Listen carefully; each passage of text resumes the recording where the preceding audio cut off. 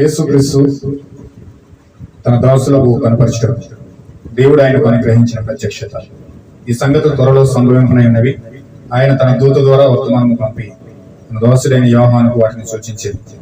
అతడు దేవుని వాక్యము గూర్చి, యేసుక్రీస్తు సాక్ష్యము గూర్చి తాను చూచినంత మట్టుకు చూచినదంతయు సాక్ష్యం ఇచ్చాడు. సమయము సమీపించినది కనుక ఈ ప్రవచన వాక్యములను చదువువాడు వాటిని విని ఇందులో రాయబడిన సంగతులను గైకొని వారును ధన్యులు. దేవుడి వాక్యం దీవించిన గాక. చిన్న ప్రార్థన చేసుకుందాం. మహోన్నతుడా, సర్వశక్తిమంతుడా, జీవాధికారి, ఓ దేవానికి స్తోత్రాలు చెల్లిస్తున్నాం ప్రభువా. ఓ మా పునరుద్ధరుడా, రక్షించేయుడా, ఓ సర్వాధికారి, స్తోత్రాలు చెల్లిస్తున్నాం. ఇంతవరకు పాటలతో నేను ఆరాధించాం ప్రభువా. ఇప్పుడు కొంత వాక్యం ధ్యానిస్తూ ఉండగా ఈ వాక్యం ద్వారా దేవ కొన్ని విషయాలు మాకు నేర్పించండి. ఓ దేవ ప్రకటన ప్రారంభిస్తూ ఉన్నాం, ఓ సంఘకాలను ప్రారంభిస్తూ ఉన్నాం. ఓ ప్రభువా, నిశ్చయంగా నీవే ఓ నీ పరిశుద్ధాత్మ ద్వారా మాకు ఏమి నేర్పించాలని ఉద్దేశించబడిన ప్రతి వాక్యం మాకు తెలియజేయండి ప్రభువా. వాక్యం పరిపూర్ణంగా సత్యమును బయలుపరచండి తండ్రి. ఓ దేవికి కూడిన ప్రతి ఒక్కరికి చక్కగా తేటగా ఓ నీ ప్రకటనలను అర్థమవడానికి ఓ వారి మనోనేత్రాలు పరిపూర్ణంగా వెలిగించబడి ఓ దేవ సత్యమును అసత్యమును చూసి వారి జీవితాలను నిజంగా సిద్ధపరచుకొని నీ సన్నిధిలో ధన్యులవుదురు గాక. నీకు మహిమ ఘనత ప్రభావం చెల్లిస్తూ ప్రభువా ఓ ఆదరించేంత వరకు నీ నాయకత్వం జరిగించండి. ఆత్మ సహాయం కావాలి ప్రభువా. ఓ ప్రతి దురాత్మ శక్తులను, దెయ్యపు శక్తులను, క్రీస్తు విరోధాత్మలను యేసుక్రీస్తు నామములో బంధించండి ప్రభువా. స్వతంత్రంగా నీ పరిశుద్ధాత్మ ఏ పరిశుద్ధాత్మ అయితే మాట్లాడుతూ ఉన్నదో అదే పరిశుద్ధాత్మ వినే వరకు కూడా చక్కగా గ్రహింపు శక్తినిచ్చిన గాక తండ్రి. ఇవే ప్రభువా సహాయం చేయమని అప్పగిస్తూ ప్రభు యేసుక్రీస్తు నామములో ప్రార్థిస్తున్నాం తండ్రి. ఆమేన్. హల్లెలూయా. దేవుని నామములో గాక. ఇప్పుడు వచ్చిన సోదర సోదరులందరూ కూడా ప్రభు యేసుక్రీస్తు నామములో నా యొక్క వందనాలు తెలియజేస్తాము. అందరికీ వందనాలండి. అర్ధశు దేవుని దీవించిన గాక. వచ్చే వారం శుక్రవారం ఉపవాస ప్రార్థన ఉంటుంది కనుక మీరు అందరూ కూడా చక్కగా సిద్ధపడి ఉపవాస ప్రార్థన జీవితాలు సిద్ధపరచుకోవడానికి ఆదివారం ప్రభుత్వ భోజనం ఉంటుంది కనుక అందరూ కూడా ప్రార్థించండి ప్రభుత్వ భోజనం కోసం. అలాగే శుక్రవారం జరిగే ఉపవాస ప్రార్థన కోసం ప్రార్థించేయండి. ఈ సమయంలో యేసుక్రీస్తు యొక్క ప్రత్యక్షత కోసం మనం చూస్తూ ఉన్నాం. మొట్టమొదటిగా లాస్ట్ వీక్ చాలా విషయాలు మనం గమనించాం, చాలా విషయాలు మనం చూసాం. యేసుక్రీస్తు యొక్క ప్రత్యక్షత కోసం మనం కొన్ని విషయాలు మాట్లాడుకుందాం ఈ రోజు. హల్లెలూయా. లాస్ట్ వీక్ లో చాలా విషయాలు చెప్పాను మీకు. ప్రకటన గ్రంథం ప్రారంభం మనకి ఏ విధంగా విమోచన కొరకు ఈ యొక్క గ్రంథం ఉపయోగపడతా ఉందో, విమోచన దేవుడు మనకి ఇవ్వడానికి ఈ గ్రంథాన్ని ఎలా తెలుస్తూ ఉన్నాడు, ప్రవర్తన ఎలా పంపించాడు, ఏ లేఖనాలు బట్టి ఆయన పంపించాడు, విషయాలన్నీ కూడా మనం క్షుణ్ణంగా ఒక్కొక్కటి కూడా మనం చూసుకుంటూ వస్తా ఉన్నాం. హల్లెలూయా. ఈ సమయంలో మరికొన్ని విషయాలు మనం చూద్దాం. యేసుక్రీస్తు యొక్క ప్రత్యక్షత నుండి సంఘకాలాల ప్రారంభం, యేసుక్రీస్తు యొక్క మొట్టమొదటి వచనం, అది యేసుక్రీస్తు యొక్క ప్రత్యక్షత కోసం మాట్లాడుతూ ఉంది.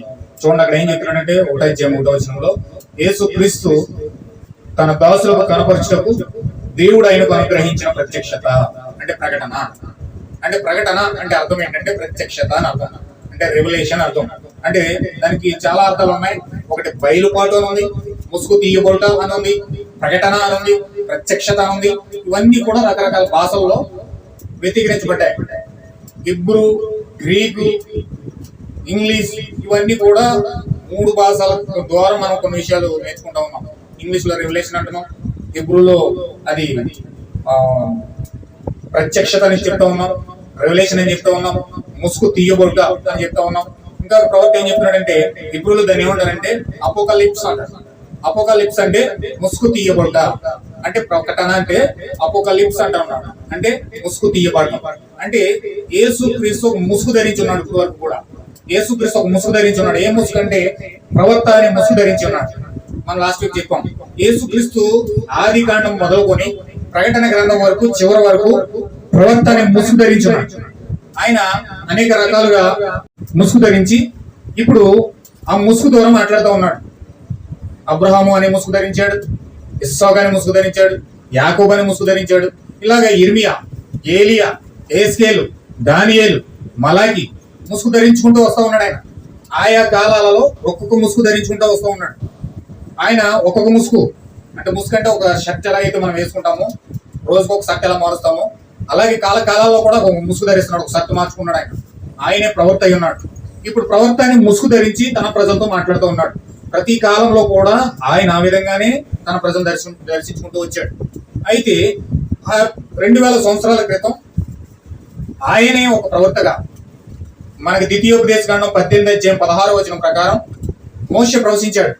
ఏమని ప్రవచించాడంటే, నా వంటి ప్రవక్తల్లో ఒక ప్రవక్త మీ మధ్యలో పుడతాడు, అతని మాట మీరు అందరూ కూడా వినాలి, అతని మాట స్థిరపరచబడుతుంది అని చెప్పేసి మోషే ప్రవచించాడు. ఆ మోషే ప్రవచించిన ప్రవచనం ఎవరి కోసం అంటే ప్రభువైన యేసుక్రీస్తు కోసం ప్రవచించాడు. అంటే ప్రభువైన యేసుక్రీస్తు భూమిపైకి ఎలా రావాలంటే ఒక దేవునిగా కాకుండా, ఒక మనిషి కుమారుడిగా కాకుండా, ఒక రక్షకుడిగా కాకుండా, ఒక స్వస్థపరిచేవాడిగా కాకుండా, అన్ని విధాల అన్ని పాత్రలు వహిస్తూ ఉన్నాడు. అది ఆ పాత్ర కాకుండా ఒక ప్రవక్త పాత్ర కూడా ఆయన పాత్రను వహించవలసి ఉన్నాడు. హల్లెలూయా. అంటే భూమి మీదకి ఆయన ఎలా రావాలంటే ప్రవక్తలందరూ ప్రవచించిన ప్రవచనాల ప్రకారం, యెషయా ప్రవచించిన ప్రవచనం ప్రకారం ఆయన ఒక రక్షకుడిగా రావాలి, ఆయన ఒక విమోచకుడిగా రావాలి, ఆయన ఒక స్వస్థపరిచేవాడిగా రావాలి, ఆయన ఒక అద్భుతాలు చేసేవాడిగా రావాలి. ఈ విధంగా యెషయా ప్రవచించినట్టు అలా రావాలి. మీక ప్రవచించినట్టు ఒక కుమారుడిగా రావాలి. అలాగే ప్రవక్తలందరూ ప్రవచించుకుంటూ వచ్చారు. మోసే ప్రవచించినట్టుగా ఆయనే ఒక ప్రవక్తగా కూడా రావాలి. ఆయన చెప్పినట్లుగానే ఆయన ప్రవక్తగా కూడా నెరవేర్చాడు, ప్రవక్త కార్యాలు చేశాడు. ఆయన ప్రవక్తని ముసుగు ధరించుకున్నాడు కాబట్టి ఆ ముసుగు ఇంకా తీయలేదు. కాబట్టి 2000 సంవత్సరాల క్రితం ముసుగు ఇంకా తీయవలసిన పరిస్థితులు కాదు. ఆ ముసుగు ఎప్పుడు తీయాలంటే ప్రకటన గ్రంథం వచ్చేటప్పుడు తీయాలి. హల్లెలూయా. ఈ ప్రకటన గ్రంథం సంగమునికి ఎప్పుడైతే తెరవబడుతుందో అప్పుడు ఆ ముసుగు తీయాలి. యేసుక్రీస్తు యొక్క ముసుగు తీసుకుంటాడు. అంటే తన్ను తాను పరిపూర్ణంగా ఆయనే నేనే అని పూర్తిగా బయలుపరుచుకునే కాలం అన్నమాట. ప్రకటన గ్రంథం తెరవబడడం అంటే యేసుక్రీస్తే నేరుగా తనను తాను పూర్తిగా తెరుచుకొని తన ప్రజలు చూపిస్తాడు. ఆమేన్. హల్లెలూయా. ఇప్పుడు ఆయన తను తెలియజేసుకుని తన ప్రజలకు చూపించుకుంటాడు. కాబట్టి ఇప్పుడు ఆయన నేరుగా ఆ కాలం వచ్చే వరకు ఎదురు చూస్తూ ఉన్నాడు. ఆమేన్. హల్లెలూయా. ఇప్పుడు యేసుక్రీస్తు ఆయనకి నేనేని 2000 సంవత్సరాల క్రితం తెలియజేసుకోలేదు. అందుకే ఆయన ప్రతిదీ కూడా దాచుకున్నాడు. ఆయన దాచుకున్నాడు.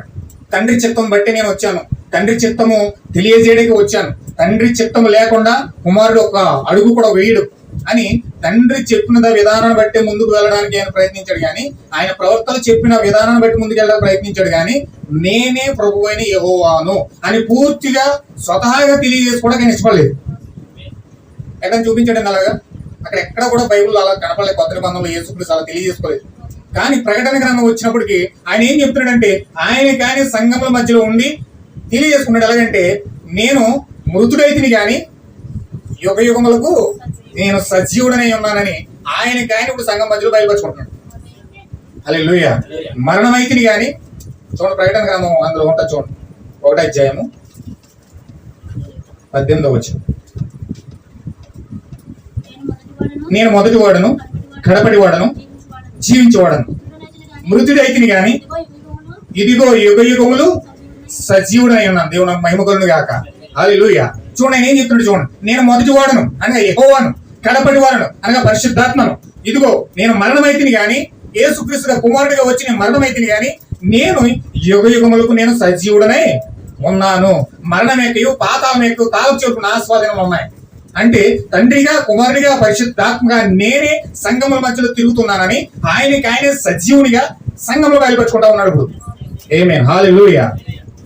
అంటే ప్రకటన గ్రంథమే 3 కాలాలలో జరుగుతున్న దాన్ని సంఘంలో ప్రత్యక్షపరిచి ఆయన స్వతహాగా సంఘాన్ని బయలుపరుచుకున్నాడు. ఆమేన్. హల్లెలూయా. అది పాత నిబంధనలో జరగలేదు. యేసుక్రీస్తు ప్రవక్తగా వచ్చి ఒక ప్రవక్తగా చెప్తున్నప్పుడు కూడా జరగలేదు. ఆయన యెరూషలేము వీధుల్లో తిరుగుతున్నప్పుడు కూడా మాట పలకలా. ఆయన చెప్తున్నదంతా యెరూషలేము వీధుల్లో ఆయన అప్పటికే యూదులు, శాస్త్రులు, సద్దుకాయలు అడుగుతున్నారు, బతిమాలుతున్నారు, వేడుకుంటున్నారు. నువ్వు క్రీస్తు అయితే మాకు స్పష్టంగా చెప్పబోయే బాబు, ఎందుకు మాకు ఈ తలపోటు ఇప్పిస్తున్నావు, నువ్వు చెప్పు స్పష్టంగా అంటా ఉన్నాడు. నీ తండ్రి ఎక్కడ ఉన్నాడు అంటున్నారు. అసలు నీ తండ్రి ఎక్కడ ఉన్నాడు చెప్పు అంటున్నారు. వాళ్ళు పిచ్చెక్కిపోతున్నా ఆయన చేసి పనులని. ఆయనే దేవుళ్ళో కనబడుతున్నాడు, నేను దేవుడు కాదు అంటాడు.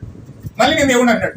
అన్ని తలకిందులుగా వాళ్ళని తిరగబురగా పెడుతుంటే వాళ్ళకి పిచ్చెక్కిపోయి వాళ్ళు ఏం మాట్లాడుతున్నారు అర్థం కావట్లేదు. అసలు నువ్వు క్రీస్తు అయితే మాకు స్పష్టంగా చెప్పే బాబు, ఎంతకాలం మమ్మల్ని ఏ విధంగా ఇబ్బంది పెడతావు అంటున్నారు. అప్పుడు ఆయన ఏం చెప్పాడంటే నేను చెప్పగానే అని చెప్తా ఉన్నాను, కానీ మీరు గ్రహించండి, మీరు పట్టుకోలేకపోతా ఉన్నారు. హల్లెలూయా. అయితే ఇప్పుడు ఆ గలిబిలి లాస్ట్ ప్రకటన గ్రంథం వచ్చినప్పుడు ఆ గలిబిలి పెట్టట్లేదు. ఆయన స్పష్టంగా చెప్పేస్తున్నాడు, నేను సజీవుడినై ఉన్నాను, ఇదిగో యుగ యుగములు మీ మధ్యలో సజీవుడినై ఉన్నాను, మృతుడైంది నేనే, చనిపోయింది నేనే, తిరిగి లేచింది నేనే, ఇదిగో మీ మధ్యలో యుగ యుగాలుగా సజీవుడిగా ఉండవలసింది కూడా నేనే, మొదటి నేనే, యెహోవాగా ఉన్నది నేనే, ఇప్పుడు మీ మధ్యలో సజీవుడినై తిరిగి లేచింది కూడా నేనే అని చెప్పి ఆయన బయలుపరుచుకుంటా ఉన్నాడు. హల్లెలూయా. ఇది ప్రకటన గ్రంథం. ఇప్పుడు ఇప్పుడు యేసుక్రీస్తు ప్రవక్తని ముసుగు వేసుకుని దాగున్న దేవుడు ఇప్పుడు ఆ ప్రవక్తని ముసుగు తీసేసి ఆయనే ప్రత్యక్షపరచుకునే కాలం ఇది. హల్లెలూయా. అందుచేత అసలు ప్రవక్త ప్రత్యక్షత లేకపోతే ఇంకా ఆయన బయలుపరుచుకున్నప్పుడు ఏం చూస్తాను. ఇంకా చాలా మందికి డినామినేషన్ సంఘాలకి అసలు ప్రవక్త ప్రత్యక్షత లేదు. అసలు దేవుడు ఏ రూపంలో వస్తాడో కూడా తెలియదండి. కానీ ఆ తెలియని రూపంలో ఉన్న వాళ్ళే అసలు ఆ రూపమే కనుగొనకపోతే ఇంకా దేవుడు ప్రత్యక్షంగా వచ్చినప్పుడు ఏ విధంగా చూస్తారు? అందుకే ఈరోజు చాలా మంది అనేక మంది తప్పిపోవడం గల కారణం ఏంటంటే దేవుడు వస్తే ఆయన్ని చూడలేని స్థితిలోకి ఎందుకు వెళ్తున్నారంటే ఆ ప్రత్యక్షత పాత ముసుగు కనుగొనలేరు. ఇప్పుడు కొత్తగా దేవుడు ముసుగు తీసేస్తే దాన్ని ఏం కనుకుంటారు? ఇక అది ప్రాబ్లం. ఇది చాలా బైబిల్ చాలా దగ్గరగా చూస్తే ఆ ప్రవక్త కాలంలో చూస్తే చాలా స్పష్టంగా అర్థమవుతుంది బైబిల్. కానీ ఈరోజు ఆయన త్రో చేసి ఆయన యొక్క సామాన్యతను బట్టు, లేకపోతే ఆయన యొక్క మాట తీరుని బట్టు, లేకపోతే ఆయన స్టేజీని బట్టు తెల్లలోనో నల్లలోనో ఒక బిరుదేసి ఒక ఫీలింగ్స్ తోనో ఆయన ఏం చేస్తున్నారంటే తోలనాడి కించపరిచి దేవుని యొక్క మార్గాన్ని కనుగొనలేకపోవడం కారణం చేత ఈరోజు అనేక మంది దేవుణ్ణి చూడలేని గుడితనంలో వెళ్ళిపోయారు. ఆమేన్, హల్లెలూయా. అయితే ఈ రోజు దేవుడు ఆ యొక్క గొప్ప అదృష్టము, ఆ స్థితి, ఆ ధన్యత ఈ రోజు మనకి ఇచ్చాడు. కాబట్టి దేవుడు మనకి ఇచ్చిన ధన్యతను బట్టి మనము ఈ వాక్యం ద్వారా కొన్ని విషయాలు నేర్చుకొని ముందుకు వెళ్దాం. హల్లెలూయా. అయితే ఇక్కడ ముసుగు తీసేస్తున్నాడు దేవుడు. పాత నిబంధనలో ఉన్న ముసుగు తీసేస్తున్నాడు, ప్రవక్తని ముసుగు తీసేస్తున్నాడు. ఇప్పుడు ఆయన ముసుగు తీసి తెరవబడిన అపోకలిప్స్ అంటే ఆ యొక్క తెరవబడిన ముసుగు తీయబడిన రూపాన్ని ఈ ప్రకటన గ్రంథం ద్వారా మనకు చూపిస్తా ఉన్నాడు. కాబట్టి దేవుని యొక్క ముఖ చిత్రాన్ని పూర్తిగా మనకు తెలియజేసేది ప్రకటన గ్రంథం అంట. హల్లెలూయా. ఇప్పుడు ఆ యొక్క ముఖ చిత్రాన్ని మనం పరిపూర్ణంగా చూద్దాం. యేసుక్రీస్తు యొక్క ప్రత్యక్షతను మనం పరిపూర్ణంగా చూద్దాం. ఇది మొదటి అధ్యాయంలో మొదటి వచనం. ఆయన ఆ ప్రత్యక్షతను యోహానుకి ఇస్తా ఉన్నాడు. యేసుక్రీస్తు తన దాసులకు కనబరుచుటకు దేవుడు ఆయనకు అనుగ్రహించిన ప్రత్యక్షత. ఈ సంగతులు త్వరలో సంభవింపనై ఉన్నవి. ఆయన తన దూత ద్వారా వర్తమానము పంపి తన దాసుడైన యోహానుకు వాటిని సూచిస్తా ఉన్నాడు. అంటే ఇప్పుడు ఈ యొక్క విషయాలు, ఈ ప్రకటన గ్రంథము తెరవబడాలంటే, యోహానికి ఆ యొక్క గ్రంథం తెరవబడాలంటే, ఆ ప్రత్యక్షత యోహానికి రావాలంటే దేవుడే స్వయంగా ఒక దూతను ప్రేరేపించి ఆ యొక్క యోహాను దగ్గర పంపిస్తా ఉన్నాడు. హల్లెలూయా. ఇక్కడ ముగ్గురు కనబడుతున్నారు. మొదటి అధ్యాయంలోనే మొదటి వచనంలోనే ముగ్గురు కనబడుతున్నారు మనకి. ఒకటి ప్రభువైన యేసుక్రీస్తు కనబడతా ఉన్నాడు, రెండు ఆయన యొక్క దూత కనబడతా ఉంది, మూడు యోహాను కనబడతా ఉన్నాడు. హల్లెలూయా. ఈ ముగ్గురు మొదటి అధ్యాయంలో ఉన్నారు. అంటే ఈ ముగ్గురికి సంబంధించింది ప్రకటన గ్రంథం. కేవలం ప్రకటన గ్రంథం ఎవరికంటే యేసుక్రీస్తు, ఆయన యొక్క దూత, ఆ దూత ద్వారా వినిపించబడుతున్న ఆ యొక్క యోహాను. హల్లెలూయా. అయితే ఈ కాలం యొక్క ప్రవక్త చెప్తా ఉన్నాడు, ఆ దూత ఎవరంటే ప్రకటన గ్రంథం 10వ అధ్యాయం 7వ వచనం చదివితే అది 7వ దూత మనకు అర్థమవుతా ఉంది. చూడండి ఒకసారి ప్రకటన గ్రంథం మొదటి అధ్యాయం 10వ అధ్యాయము 7వ వచనం చదివితే, ప్రకటన 10 7వ దూత పలుకు దినములలో అతడు బూరలో ఊదబోచుండగా, మొదటి నుంచి చదువుదాం. 10వ అధ్యాయం మొదటి నుంచి. బలిష్ఠుడైన వేరొక దూత చూచి తిని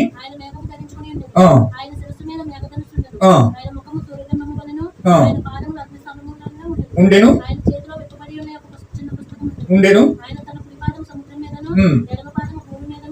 మోపి ఆ ప్రకటన గ్రంథం 1వ అధ్యాయము 1వ వచనము అంతా కూడా ప్రకటన గ్రంథం 10వ అధ్యాయంతో ముడిపడి ఉంది. అంటే ఈ ప్రకటన గ్రంథం 1వ అధ్యాయము 1వ వచనం అంతా కూడా ప్రకటన 10వ అధ్యాయము గురించి తెలియజేస్తా ఉందన్నమాట. అంటే ఇక్కడ బలిష్ఠుడైన దూత ఒక ఆయన కనబడతా ఉన్నాడు.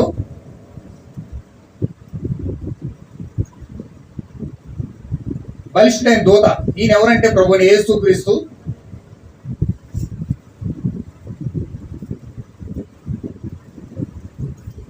తర్వాత ఆ కిందకి వెళ్తే ఆ బలిష్ఠుడైన దూతకు మేఘం ధరించున్నాడు.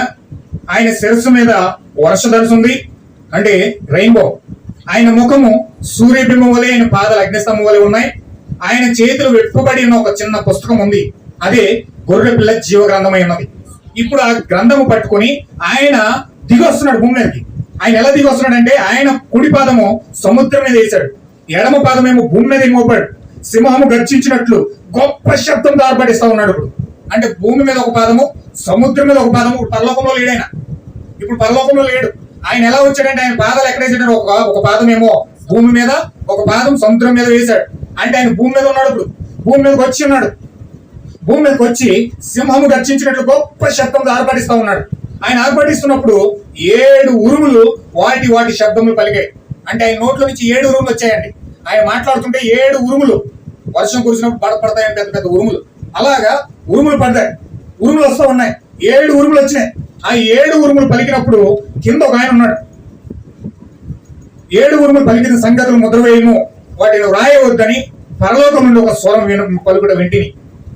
మరియు సముద్రం మీదను భూమి మీదను నిలిచుండగా నేను చూసిన దూత తన కుడి చెయ్యి ఆకాశం ఎత్తి పరలోకం అందులో ఉన్న వాటిని, భూమిని అందులో ఉన్న వాటిని, సముద్రమును అందులో ఉన్న వాటిని సృష్టించి యుగములు జీవించిన వారిని తోడు ఒట్టు పెట్టుకుని ఇక ఆలస్యం ఉండదు గాని 7వ దూత పలుకు దినములలో అతడు బోర వదబోచుండగా దేవుడు తన దాసులకు ప్రవక్తలకు తెలిపిన స్వార్థ ప్రకారము దేవుని మర్మము సమాప్తమగునని చెప్పాను.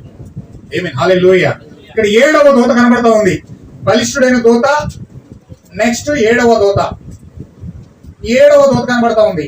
ఇప్పుడు 7వ దూత ఎప్పుడైతే తన బోర ఊతడం మొదలుపెట్టిందో, బోర అనే స్వార్థ ఏమది, ఆ స్వార్థ ప్రకటించడం మొదలుపెట్టిందో, ఇప్పుడు ఆ స్వార్థలో నుంచి దేవుడికి తన దాసులకు ప్రవర్తలకు తెలిపిన స్వార్థ ప్రకారం అంతా, అంటే ఆది కాండం ప్రకటన గ్రంథం వరకు ఏదైతే మర్మంగా ఉన్నదో, దేవుడు ఏదైతే మర్మంగా ఉంచాడో, ఈ మర్మమంతయు కూడా, వాటి అర్థమంతయు కూడా పూర్తిగా దేవుడు తెలియజేసి దేవుడు ప్రవర్తలకు ఆ యొక్క దాసులకు అంతా దేవుడు మర్మంగా దాచిపెట్టాడో ఆ మర్మయుక్తమైన సంగతులన్నీ కూడా సంఘానికి పరిపూర్ణంగా తెలియజేయబడతాయి.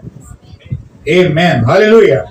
ఇప్పుడు సంఘానికి తెలియజేయబడతాయి. ఇప్పుడు 7వ దూత వచ్చినప్పుడు ఇప్పుడు ఆ మర్మాలన్నీ ఎవరికి చెప్తారంటే, ఎవరికి తెలియజేయబడుతుందంటే, మనం కింద చదివితే చూడండి. అంతట పరలోకం నుండి నేను విన్న స్వరము మరలా నాతో మాట్లాడుచు, నీవు వెళ్లి సముద్ర మీద భూమి మీద నిలిచిన దూత చేతిలో విప్పబడి ఉన్న చిన్న పుస్తకం తీసుకోనమని చెప్పిన వింటిని.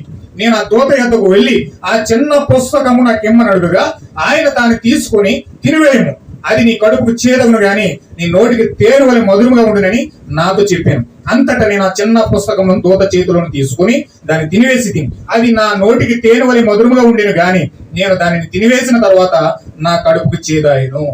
అంటే ఇక్కడ ఎవరు కనబడుతున్నారంటే, నేరుగా బలిష్ఠుడైన దూతతో సహవాసం కలిగి యోహాను ఉన్నాడు.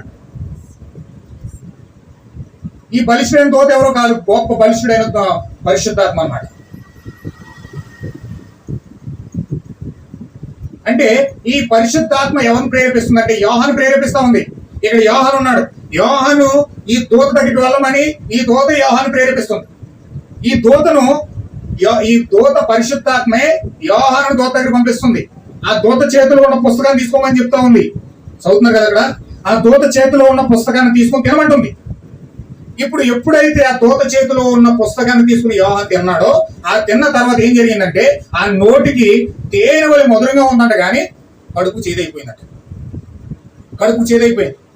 అయితే అప్పుడు వారు నీవు ప్రజలకు వచ్చి, జనములకు వచ్చి, ఆయా భాషలు మాట్లాడే వారికి వచ్చి, అనేక మంది రాజులకు వచ్చి మరలా ప్రవశింప నగత్యమని నాతో చెప్పిరి. అంటే ఇక్కడ ఈ అధ్యాయంలో కేవలం ముగ్గురు కనబడుతున్నారు. ప్రకటన గ్రంథం అంతయు కూడా, పదాధ్యాయం అంతయు కూడా మనకు తెలియజేసేది ఏంటంటే, ఈ బలిష్ఠుడైన దూత అనగా క్రీస్తు, ప్రభువైన యేసుక్రీస్తు పరిశుద్ధాత్మగా యోహాను ప్రేరేపిస్తూ, యోహాన్ని నడిపిస్తూ, యోహాన్ని ప్రేరేపిస్తూ ఈ దూత ఎదురు పంపిస్తా ఉన్నాడు. హల్లెలూయా. ఈ యొక్క 7వ దూత ఈ కాలంలో పంపించబడిన, మనం చెప్తా ఉన్నాం, ఈ యొక్క 7వ దూత పాత్ర చేసింది ఎవరంటే విలియం మ్యారియన్ బ్రన్హాం.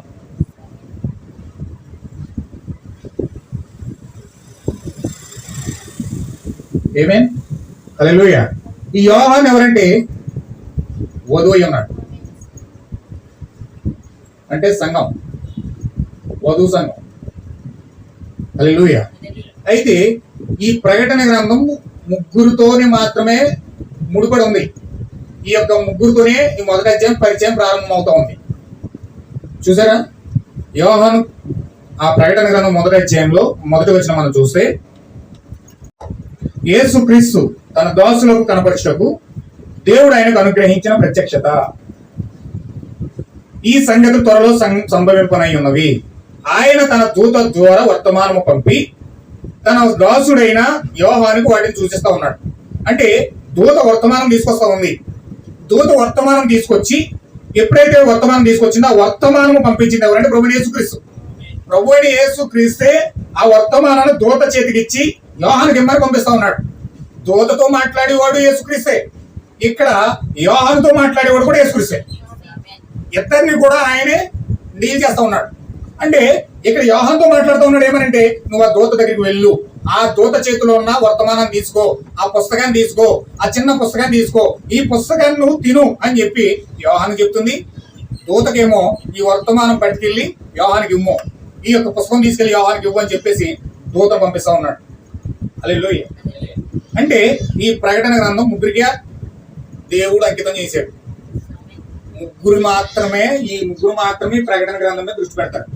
ఒకని యేసుక్రీస్తు, బలిష్ట 7వ దూత. ఆ 7వ దూత ద్వారా ఎవరైతే ప్రేరేపించబడి జగత్పునాది వేయబడక ముందే ఆ గ్రంథంలో ఎవరైతే ఉన్నారో, దేవుడు ఎవరి పేర్లు అయితే రాశాడో వారు మాత్రమే ఈ గ్రంథం పైన దృష్టి పెడతారండి. హల్లెలూయా.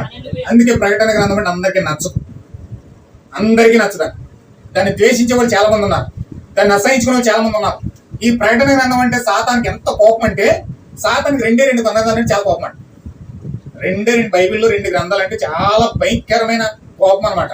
వాడు ఎలాగైపోతాడని పిచ్చడైపోతాడు, చాలా ఇబ్బంది పడిపోతాడు. 2 గ్రంథాలు, ఒకటేమో ఆది కాండము, రెండోదేమో ప్రకటన గ్రంథం. ఆది కాండమేమో వాడి ప్రారంభం చెప్తుంది, వాడు ఎలా వచ్చాడో ప్రజా సమూహంలోకి, ప్రజా జీవితంలోకి ఎలా వస్తున్నాడో ఆది కాండం చెప్తుంది. విత్తనాల గ్రంథం అనమాట. ఆది కాండం ఏంటంటే ప్రారంభ గ్రంథం, విత్తనాల గ్రంథం. అంటే విత్తనాలు ఎలా వేస్తున్నాడో ఆ విత్తనాల కోసం పూర్తిగా తెలియజేసేదేమో ఆది కాండం. వాడి అంతం చెప్పేదేమో ప్రకటన గ్రంథం. వాడి ప్రారంభం చెప్పేది ఆది కాండం, వాడు అంతం చెప్పేది ప్రకటన గ్రంథం. అందుకే 2 గ్రంథాలని చాలా కోపమాడికి చాలా భయంకరంగా పిచ్చడైపోతాడు. ఆ గ్రంథం జోలికి వెళ్ళి దాన్ని విప్పడం మొదలు పెట్టామంటే వాడికి మామూలు కోపం రాదండి. హల్లెలూయా. అందుచేత ఖచ్చితంగా వాడి కోపాన్ని పుట్టించడానికి దేవుడి కాలంలో విలియం బ్రన్హాం పంపించాడు. హల్లెలూయా. సాతానికి ఎందుకు కోపం అంటే, మనల్ని ఎందుకు వెంటాడతాడంటే, మనల్ని ఎందుకు కష్టాలు పాలు చేస్తాడంటే, ఎందుకు ఇబ్బందులు పాలు చేస్తాడంటే, ఎందుకు శ్రమల పాలు చేస్తాడంటే, మనం పట్టుకున్న గ్రంథం ఏదంటే ప్రకటన గ్రంథం. హల్లెలూయా.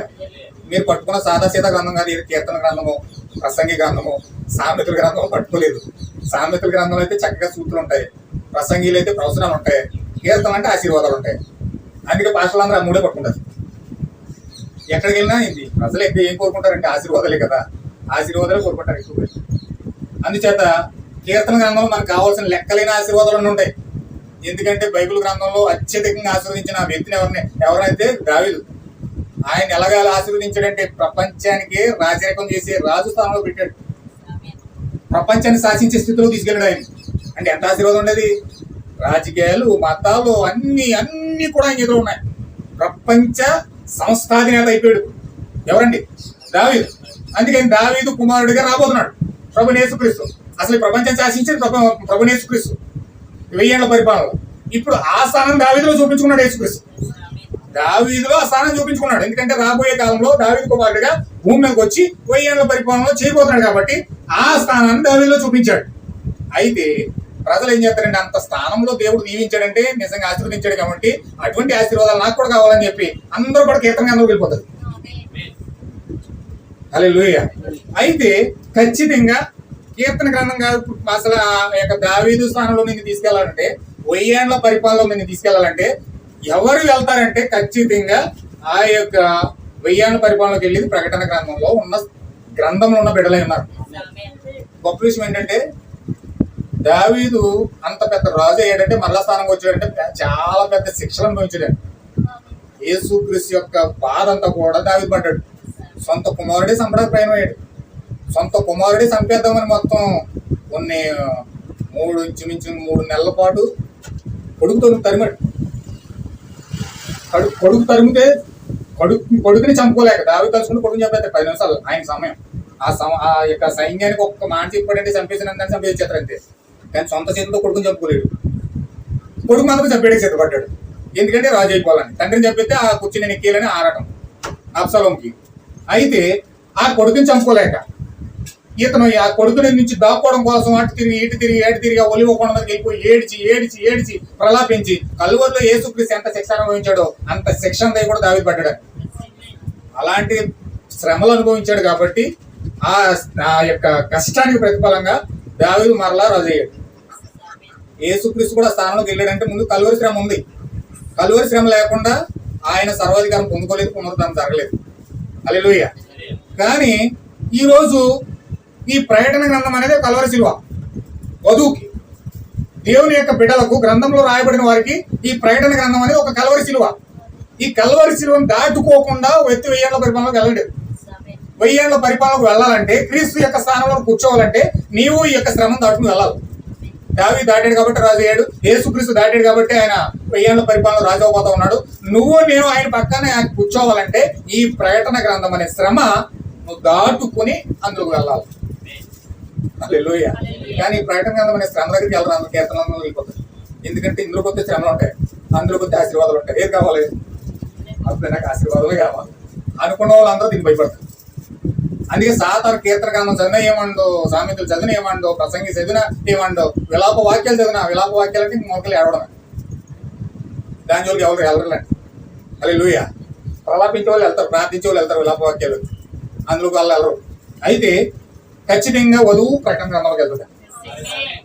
వధువు మాత్రమే దాన్ని ఆ గ్రంథాన్ని టచ్ చేస్తారు. అందుచేత ఖచ్చితంగా దేవుడు ఆ స్థానంలో మనం ఉంచాడు కాబట్టి ఈ రోజు దాన్ని టచ్ చేయడానికి దేవుడు ఆరాధిస్తా ఉన్నాడు. హల్లెలూయా. టచ్ చేయడం అంటే చిన్నపిల్లలు ఆ యొక్క బొమ్మలు ఉంటాయి కదండి, బొమ్మల సినిమాలు చూసినట్టు కాదు ఇది. ఆ బొమ్మల సినిమాలు చూసినట్టు కాదు. ఇందులో గుర్రాలు ఉంటాయి, లేకపోతే పక్షిరాజు ఉంటుంది, లేకపోతే పెద్ద పెద్ద మృగాలు ఉంటాయి, సముద్రం నుంచి వస్తున్న మృగం ఉంటుంది, దానికి 7 తలకాయలు ఉంటాయి, 10 కొమ్ములు ఉంటాయి. ఇవన్నీ కూడా విచిత్రంగా ఆ యొక్క సినిమా రూపంలో తీస్తే అది ఒక చాలా మంచిగా ఉంటుంది, జేమ్స్ బాండ్ సినిమా లాగా. అయితే ఇది అది కాదు. నిజమైన రెవల్యూషన్ తెలియాలంటే, ఆ నిజమైన అద్భుతమైన ఆ యొక్క వివరణ మనకు అర్థం అవ్వాలంటే యేసుక్రీస్తు ఒక దూతను పంపిస్తా ఉన్నాడు. ఈ ప్రకటన గ్రంథం అర్థం కావడానికి దేవుడు ఒక దూతను పంపిస్తా ఉన్నాడు. ఆ దూతను మనం పట్టుకుంటేనే ఆ దూత యొక్క రెవల్యూషన్, ఆ దూత యొక్క వ్యక్తిగత ఆ యొక్క ఆలోచన, ఆ యొక్క దూత యొక్క ఆ యొక్క విధానము గనక నువ్వు తెలుసుకోకపోతే, ఆ యొక్క మెయిన్ థింగ్ నువ్వు పట్టుకోకపోతే నీకు ఈ ప్రకటన గ్రంథం అనేది అర్థం కాదు. హల్లెలూయా. ఈ కాలమే ప్రవక్త అన్నాడు, వర్తమానం అర్థం అవ్వాలంటే వర్తమానికుడు అర్థం అవ్వాలంట. వర్తమానం అర్థం అవ్వాలంటే వర్తమానికుడు అర్థం అవ్వాలంట. అంటే ఇప్పుడు నేను ఉన్నాను, నా వాక్యం మీకు అర్థం అవ్వాలంటే నేను అర్థం అవ్వాలి ఫస్ట్. నా మీద నమ్మకం లేదనుకోండి, నేను రకరకాల ఆలోచనలు నా మీద పెట్టుకున్నారనుకోండి, నేను ఎంత బుద్ధి వాక్యాలు నేర్పించి ప్రకటన గ్రంథం అంతా పెద్ద పెద్ద రెవల్యూషన్ నేను తెలిసినా ఏం ఉపయోగం ఉంటుంది, గాల్లో కలిసిపోతుంది. అంటే ఫస్ట్ వాక్యము అర్థం అవ్వాలంటే, నేను చెప్తున్న అర్థం అవ్వాలంటే నేను అర్థం అవ్వాలి ఫస్ట్.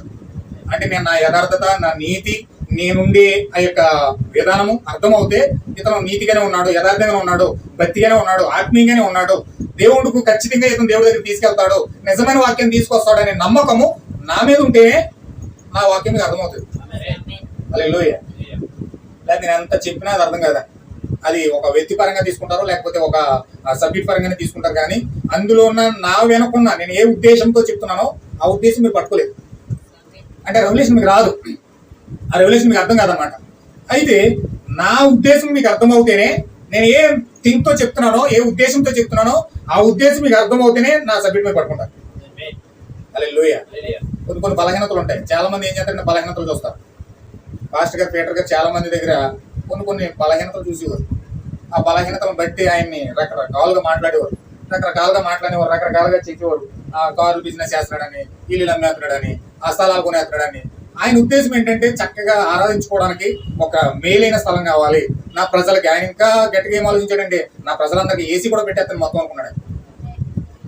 అంత సౌకర్యంగా వాక్యం వినాలి, అంత అద్భుతంగా వాక్యం వినాలి, ఏ గల్బీలు మాకు ఉండకూడదు, ఏ శోధన మాకు ఉండకూడదు, ఎవరు కైకేయమని చుట్టుపక్కల డిస్టర్బెన్స్ ఉండకూడదు. అలాంటి మంచి అద్భుతమైన వాతావరణం దేవుడు మనకు ఇవ్వాలని ప్రార్థించి ప్రార్థించి ప్రార్థించి అలాంటి స్థలం ఎక్కడ దొరుకుతుందంటే తిరిగి కూడా తిరిగి జనాలు ఏమన్నారంటే హాస్పిటల్ రియల్ ఎస్టేట్ వ్యాపారం చేసేటని మొత్తం ఆయన కార్లు కొనేసరికి కార్లు వ్యాపారం చేసేస్తాడు అన్నాడు. ఇలా అంటే ఆ ఉద్దేశం అర్థం కాకపోతే ఏదో వస్తుంది మొత్తం మీద, ఏదో వేస్తాం వెనకాల. అయితే ఉద్దేశం అర్థమవుతే ఖచ్చితంగా అసలు దేని కొరకు అతను పరిగెడుతుందో అర్థమవుతుంది. అలాగే ఈ యొక్క మెసేజ్ అర్థం కావాలంటే ఈ మెసేజ్ తెచ్చిన వర్తమానుడు అర్థం అవ్వాలి, ఆయన ఉద్దేశం అంటే తెలుసుకోవాలి. ఈ ఉద్దేశం ఎలా తెలుస్తుంది అంటే ఆయనతో మనం సహవాసం చేయలేదు, ఆయనతో మనం కలిసి తిరగలేదు, లేకపోతే ఆయన దగ్గరికి వెళ్ళలేదు, ఆయన ఏంటో మనకు అర్థం కాదు. వర్తమానం వింటున్నాం అంతే. పలానా వాక్యం చెప్పాడు, పలానా సబ్జెక్ట్ తీసుకున్నాడు, పలానా విధానం అంతా కూడా బాగానే చెప్పాడు, వాక్యానుసారంగా సరిపోయింది అనుకుంటాం. కానీ అసలు విధానం మనకు అర్థం కాదు, ఆ రెవల్యూషన్ మనకు రాదు. ఆ రెవల్యూషన్ మనకు అర్థం కావాలంటే వ్యక్తిగతంగా ఆయనతో డీల్ అవ్వాలి. డీల్ అవ్వాలంటే ఏం లేడు, మరి ఆయనతో డీల్ అవ్వాలంటే ఏం లేడు, డైరెక్ట్గా కావాలి. ఏ ఉద్దేశం ప్రకారం నేను చెప్పావు, ఏ ఉద్దేశం బట్టి మాట్లాడావు అని ఆయన అడగడం ఆయన లేడు. ఆమేన్, హల్లెలూయా. అయితే ఖచ్చితంగా ఏ ఉద్దేశం అయితే నీకు చెప్పాలో ఆ ఉద్దేశాన్ని నీలో పెట్టింది పరిశుద్ధాత్మ. ఇప్పుడు నువ్వు పరిశుద్ధాత్మను పొందుకుంటే ఆయన ఏ ఉద్దేశంతో మాట్లాడి నీకు అర్థమవుతుంది. ఆమేన్, హల్లెలూయా. అంటే ఆయన నడిపించే పరిశుద్ధాత్మకు మనం నడిపిస్తారు. ప్రభువు యేసుక్రీస్తు ప్రకటనలో ఈ పరిశుద్ధ దూత యోహానుతో మాట్లాడుతుంది, ఈ పరిశుద్ధ దూత ఈ 7వ దూతతో మాట్లాడుతుంది. అంటే 7వ దూతని పంపించింది యోహాను దగ్గరికి ఈ పరిశుద్ధ దూతే, ఈ యొక్క దూతే యోహాన్ని దర్శించి ఈ యొక్క మాట్లాడి దూత దగ్గర పంపించింది ఈ దూతే. అంటే ఇప్పుడు ప్రభు అయిన యేసుక్రీస్తును డీల్ అవడం ద్వారా, ప్రభు అయిన యేసుక్రీస్తు యొక్క పరిశుద్ధాత్మను పొందుకోవడం ద్వారా ఇప్పుడు ఈ ప్రకటన గ్రంథం అనేది పరిపూర్ణంగా తెరవబడుతుంది, ఉద్దేశం తెరవబడుతుంది అన్నమాట. ఆమేన్, హల్లెలూయా. అందుకే పరిశుద్ధాత్మ లేకుండా ఈ గ్రంథం మనకు అర్థం కాదు. పరిశుద్ధాత్మ లేకుండా ఈ గ్రంథాన్ని మనం దగ్గర కూడా చేర్చుకోలేం. ఏదో ముద్రలు తెరిచాడు, 6వ ముద్ర తెరవబడుకుంది, ముద్రలు తెరవబడుకుని అంటాం తప్ప నోటి మాట ద్వారానే అది వ్యక్తపరుస్తుంది తప్ప అది హృదయంలోకి రాదు, హృదయంలోకి వెళ్ళదండి. ఆ హృదయంలోకి వెళ్ళాలంటే, హృదయంలో నుంచి దాన్ని పంచుకోవాలంటే మన లోపల ఆ పరిశుద్ధాత్మ బాప్తిజం ఉండాలి. హల్లెలూయా. అందుచేత ఖచ్చితంగా ఇప్పుడు వర్తమానం అంటే ఏంటంటే, ఎందుకు బ్యాక్గ్రౌండ్ మనం ఇవన్నీ అలుగుతున్నాం అంటే ఆ యొక్క పరిశుద్ధాత్మ బాప్తిజం పొందుకోవడానికి. ఆయన యొక్క మెయిన్ ఉద్దేశం ఏంటంటే ప్రజల హృదయాల్లో పరిశుద్ధాత్మ బాప్తిజం పొందుకోవాలి. హల్లెలూయా. ఇప్పుడు చూడండి, సంఘకాలాలు 3వ పేజీ మొదటి పేరా చదువుతా ఉన్నాను.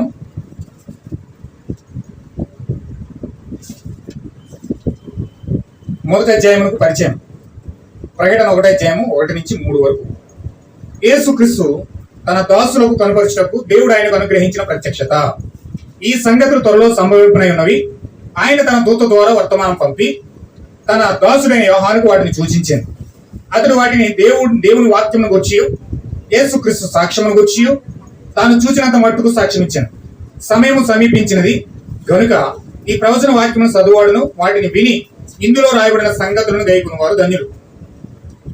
ఈ గ్రంథమునకు లేఖకుడు దైవదాసుడు పరిశుద్ధ యోహాను. ఆయన గ్రంథకర్త కాదు కానీ రాశాడు. అంటే దేవుడు చెప్తుంటే యోహాను రాస్తా ఉన్నాడు. ఈ గ్రంథంలో రాయే సమయంలో అతడు పద్మాసు ద్వీపంలో ఉన్నప్పటికీ అతడు తన జీవితపు చివరి భాగమున ఎఫెసీలో గడిపినని చరిత్రకారులు అంగీకరిస్తారు. ఇది యోహాను యొక్క జీవిత చరిత్ర కాదు కానీ రాబో సంఘకాలంలో ఉండు యేసుక్రీస్తు యొక్క ప్రత్యక్షత అయి ఉన్నది. ఏమాన్, ఇది ఒక ప్రవచనమని 3వ వచనంలో చెప్పబడింది కనుక ఇది వాస్తవంగా ప్రవచనమై ఉన్నది. అంటే ఇది ప్రవచన వాక్యము అని అక్కడ మాట్లాడుతూ ఉన్నాడు ఆయన. అంటే ఇది యోహాను కోసం కాదు, కేవలం అది ప్రవచనం. ప్రకటన గ్రంథంలో నిజమైన వధువు రంగం మీదకి వచ్చేటప్పటికి ఆ వధువులో జరుగుతున్న ప్రవచనం ఇది. ఖచ్చితంగా ఆ యొక్క ప్రవచనం నెరవేరుతున్నప్పుడు వధువు రంగం మీద ఉంటుంది. హల్లెలూయా. ఇప్పుడు ఆయన పద్మాసులో ఉన్నప్పుడు ఈ గ్రంథం రాస్తా ఉన్నాడు. ఆయన జీవితం చివరి భాగంలో ఎఫెసీ పట్టణంలో వచ్చాడు. ఎఫెసీ సంఘ కాలంలో ఎఫెసీ ఆ యొక్క పౌలు గారు స్థాపించిన సంఘాన్ని కొంతకాలం నడిపించి ఆయనకు అప్పగించాడు. ఈయన ఈ యొక్క యోహాను యొక్క సంఘాన్ని ఆయన నడిపించాడు. చూడండి, ఈ గ్రంథమును మామూలుగా పరిశుద్ధ యోహాను యొక్క ప్రత్యక్షత గ్రంథం అందరు కానీ అది సరికాదు. అన్ని కాలంలోనూ క్రైస్తవుల కొరకు యోహానుకి ఇవ్వబడిన యేసుక్రీస్తు యొక్క ప్రత్యక్షత ఇది. బైబిల్ గ్రంథం అంతటిలోనూ యేసు స్వయంగా రాసినది ఒకటే, ఒక లేఖకునికి వ్యక్తిగతంగా ప్రత్యక్షం ఒకటి ద్వారా. అంటే ప్రకటన గ్రంథం ఎలా రాయబడిందండి? ఈ ప్రకటన గ్రంథం ఎలా రాయబడిందంటే దేవుడు స్వయంగా ఆయనే రాస్తున్నాడట, పరిశుద్ధాత్మగా ఉండి వ్యక్తిగతంగా ప్రత్యక్షం ఒకటి ద్వారా. అంటే ప్రత్యక్షత అర్థం ఏంటంటే, మీకు వరకు లాస్ట్ టైం చెప్పినట్టున్నాను నేను. ప్రత్యక్షత అనగా ఆయన ప్రభువైన యేసుక్రీస్తు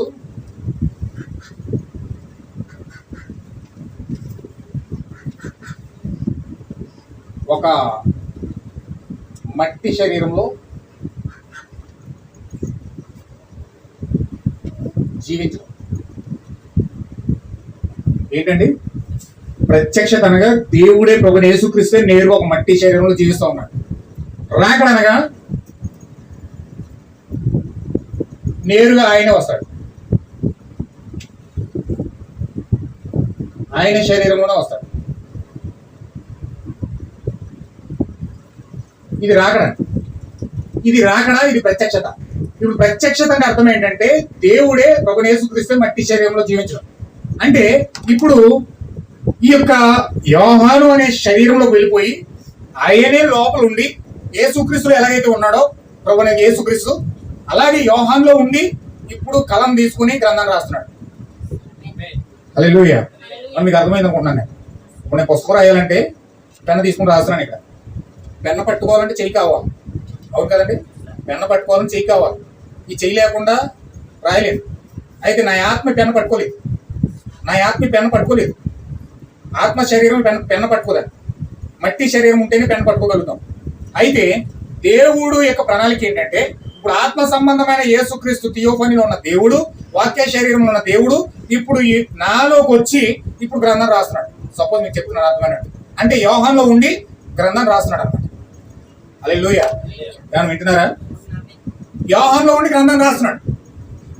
ఇప్పుడు ఈ గ్రంథము ప్రకటన గ్రంథము నేరుగా ప్రభువైన యేసుక్రీస్తు ప్రత్యక్షంగా రాసిన గ్రంథం అంటే ప్రకటన గ్రంథం ఆయనే తనకు తానుగా రాశాడు ఆ యొక్క యోహానులో ఉండి. ఇది బైబిల్లోని శివ గ్రంథం అయినప్పటికీ సువార్త యొక్క ఆది మరియు అంత యుగముల గూర్చి పూర్తిగా చెప్తున్నారు. ప్రత్యక్షత గ్రీకు పదం అపోకలిప్స్. ఇక్కడ చెప్పాను చూడండి, ఇందాక ఈ పాయింట్ చెప్పండి, ప్రవక్త చెప్తున్నాడు చూడండి. అక్కడ ప్రత్యక్షతకు గ్రీకు పదము అపోకలిప్స్ అనగా ముసుగు తీయుట అని అర్థం. ఈ ముసుగు తీయుట గూర్చి సంపూర్ణంగా గ్రహించడానికి ఒక శిల్పి తాను తయారు చేసిన విగ్రహం పైన ముసుగు తొలగించుట ఉదాహరణగా చెప్పుకొని వచ్చును. మనం చెప్పాను మీకు, ఈ బోట్ల పైన ఎలాగైతే ఇది విగ్రహం ఇది కప్పించడం చెప్పి ఎవరికి తెలియలేదు బోట్లని. ఎప్పుడైతే ఈ యొక్క ముసుగు తీసానో అందరికీ తెలిసింది బోట్లని. ఈ బోట్ల వెనకాల ఏముంది, కచ్చిప్ కప్పని చెప్పి తెలియలేదు. ఎప్పుడైతే ఈ యొక్క కచ్చిప్ తీసానో, ముసుగు తీసానో, ఇది బోట్ల అన్న సంగతి అందరికీ తెలిసింది. అలాగే యేసుక్రీస్తు కూడా ప్రవర్తన ముసుగు వేసుకున్నాడు. ఇలాగా ఆ ప్రవర్తన ముసుగు, తెల్లని ముసుగు. ప్రవర్త విలియం బ్రహం కనబడుతున్నాడు కానీ ఆయన విలియం బ్రహం కళ్ళు, ముక్కు, నోరు, ఆ సూటు బూటు అన్ని విలియం బ్రహం పోలికి కనబడుతున్నాడు. కానీ వాస్తవంగా ఆయన వెనకాల ఉన్న ఎవరంటే దేవుడు. ప్రభువైన యేసుక్రీస్తు ఆయన వెనకాల ఉన్నాడు. మనం పై రూపంలో చూస్తాం. చూడండి, మనుషులు ఎప్పుడైనా పై రూపాన్ని లక్ష్య పెడతారట, దేవుడు హృదయాన్ని చూస్తాడట. అంటే ఆయన అంతరంగ భాగాన్ని చూస్తాడు, లోపల ఉన్న భాగాన్ని చూస్తాడు. ఆయన లోపల భాగంలో ఎవరున్నారని ప్రభువైన యేసుక్రీస్తు ఉన్నాడు. ఇప్పుడు ప్రతి ప్రవర్తనలో ఉండి కూడా అలాగే దేవుడు వస్తా ఉన్నాడు. అయితే దేవుడి యొక్క అపోకలిప్స్ అంటే ఈ యొక్క ముసుగు ఎప్పుడైతే తీస్తా ఉన్నాడో ఇప్పుడు ప్రభువైన యేసుక్రీస్తు పూర్తిగా తెల్లతేటం అవుతా ఉన్నాడు. హల్లెలూయా. చూడండి, ఒక శిల్పి ఎలాగైతే తయారు చేసిన విగ్రహం పైన ముసుగు తొలగించడం ఉదాహరణగా చెప్పుకోవచ్చు. ప్రేక్షకులు దాన్ని కనుపరచును. అది ముసుగు తీయుట అనగా ముందు నుండి దాచబడిన దాన్ని బయటపెట్టుట. కాబట్టి ఈ ముసుగు తీయుట క్రీస్తు వ్యక్తిత్వం యొక్క ప్రత్యక్షత మాత్రమే కాదు కానీ రానయుండిన 7 సంఘకాలంలోని ఆయన భవిష్యత్ కార్యాచరణ ప్రత్యక్షపరచుటై ఉన్నది. ఆమేన్. హల్లెలూయా. అంటే ఎప్పుడైతే ముసుగు తీశాడో, ఈ ప్రవర్త యొక్క ముసుగు తీరుస్తా ఉన్నాడో, ఈ ప్రకటన గ్రంథం యొక్క ముసుగు తీస్తా ఉన్నాడో, ఇక్కడ ఏం జరుగుతుందంటే క్రీస్తు యొక్క వ్యక్తిత్వం యొక్క ప్రత్యక్షత మాత్రమే కాదు కానీ రానయున్న 7 సంఘకాలంలోని ఆయన భవిష్యత్ కార్యాచరణ పూర్తిగా ప్రత్యక్షపరచుటై ఉన్నది. అంటే ఆయన ప్రణాళిక మొత్తము కూడా పూర్తిగా బయలుపరచబడతా ఉందన్నమాట. ఒక నిజ విశ్వాసికి ఆత్మ ద్వారా అనుగ్రహించబడు ప్రత్యక్షత యొక్క ప్రాముఖ్యత ఎన్నడూను హద్దు మీరి నొక్కి చెప్పలేము. ప్రత్యక్షతకు అర్థమే నీవు గ్రహించు దానికన్నా మిన్నైనది. చూడండి, ప్రత్యక్షత అంటే అర్థం ఏంటంటే నీవు గ్రహించు దానికన్నా మిన్నైనది. అంటే నీ గ్రహింపుకు అందదు. ప్రత్యక్షత అంటే అర్థం ఏంటంటే నీ గ్రహింపుకు అందలేంది. చాలా మంది నాకు తెలిసిపోయిందంటే, నాకు ఇది అర్థమైపోయింది అనుకుంటారు. కానీ ప్రత్యక్షత నీకు వచ్చిందంటే నీవు గ్రహించు దానికన్నా అధికమైన రివల్యూషన్. అది అధికమైనది అంటే పరలోకంలో ఉండే ప్రత్యక్షత, నిజమైన ప్రత్యక్షత, దేవుని యొద్ద నుండి వచ్చే ప్రత్యక్షత నీ దగ్గరికి వస్తా ఉంది. ఇప్పుడు అంటే దేవుని యొక్క ఆలోచన నీ జీవితంలోకి వస్తా ఉంది. అది ప్రత్యక్షత. ప్రత్యక్షత అంటే ఏంటంటే ఒకప్పుడు దేవుడు అన్నాడు, మీ ఆలోచన వేరు, నా ఆలోచన వేరు అన్నాడు. మీ తలంపులు వేరు, నా తలంపులు వేరు అన్నాడు. మీ ఆలోచనకి నా ఆలోచనకి ఆకాశానికి భూమికి ఎంత గ్యాప్ ఉన్నదో అంత దూరం ఉందన్నాడు. ఏది? ఇర్మియా గ్రంథంలో వచ్చేటప్పటికి అంత గ్యాప్ వచ్చింది. ఎలాగా? ఆకాశానికి భూమికి ఎంత దూరం ఉందో అంత దూరం ఉందంటే ఆయన ఆలోచనకి మన ఆలోచనకి. కానీ ప్రకటన గ్రంథం తెరిచిన తర్వాత దేవుడు ఎంత గొప్ప భాగ్యం ఇచ్చాడంటే ఇప్పుడు ఆయన ఆలోచన నీ ఆలోచనలోకి వస్తాం. ఆమేన్, హల్లెలూయా. ఇప్పుడు ఆయన ఆలోచన నీ ఆలోచన ఏకమవుతా ఉంది, ఆయన తలంపు నీ తలంపు ఒకటవుతా ఉంది. దాన్నే ప్రత్యక్షత. ప్రత్యక్షత అంటే ఆయన ఆలోచన నీ ఆలోచన ఏకమవడం, ఆయన తలంపు నీ తలంపు ఏకమవడం. హల్లెలూయా. అంటే నువ్వు ఆలోచించి దానికంటే అధికమైందంటే నువ్వు ఇంకెలాగ ఆలోచించి దేవుళ్ళని నువ్వు ఆలోచించగలుగుతావా? దేవుళ్ళగా ఆలోచించగలుగుతారు? మనం ఆలోచించలేం. మన వల్ల ఎక్కడ అవుతుంది? మనం మట్టి శరీరంలో మానవులు, మనుషులు, దేవుళ్ళగా ఆలోచించలేం. దేవుళ్ళగా ఎలాగ ఆలోచించామంటే చూడండి, ఆయన సిలువలో కొరడాలు కొట్టేస్తున్నా సరే, గాయపరిచేస్తున్నా సరే, ఆయన్ని చంపేస్తున్నా సరే, ఉమ్ములు చేస్తున్నా సరే, కొరడాలు బలి మీద పొడి చేస్తున్నా సరే, ఆయన ఏమంటాడంటే, తండ్రి మీరు ఏం చేస్తున్నారో మీరు ఎరుగదు కనుక క్షమించి అంటున్నాడు. అంటే ఆయన ఆలోచన అది. అంటే హింసించబడుతున్నా సరే వారి కోసం ప్రార్థించేటట్లుగా ఆయన ఆలోచన ఉంది. అది మన ఆలోచన అయితే ఎవరైనా చిన్న మాట అన్నారంటే, ఏయ్ నన్ను ఎంత మాట అంటావా నువ్వు అంతే, వారం కూడా మాట్లాడడం మనకి. లేకపోతే చేయాల్సి చేసేస్తాం.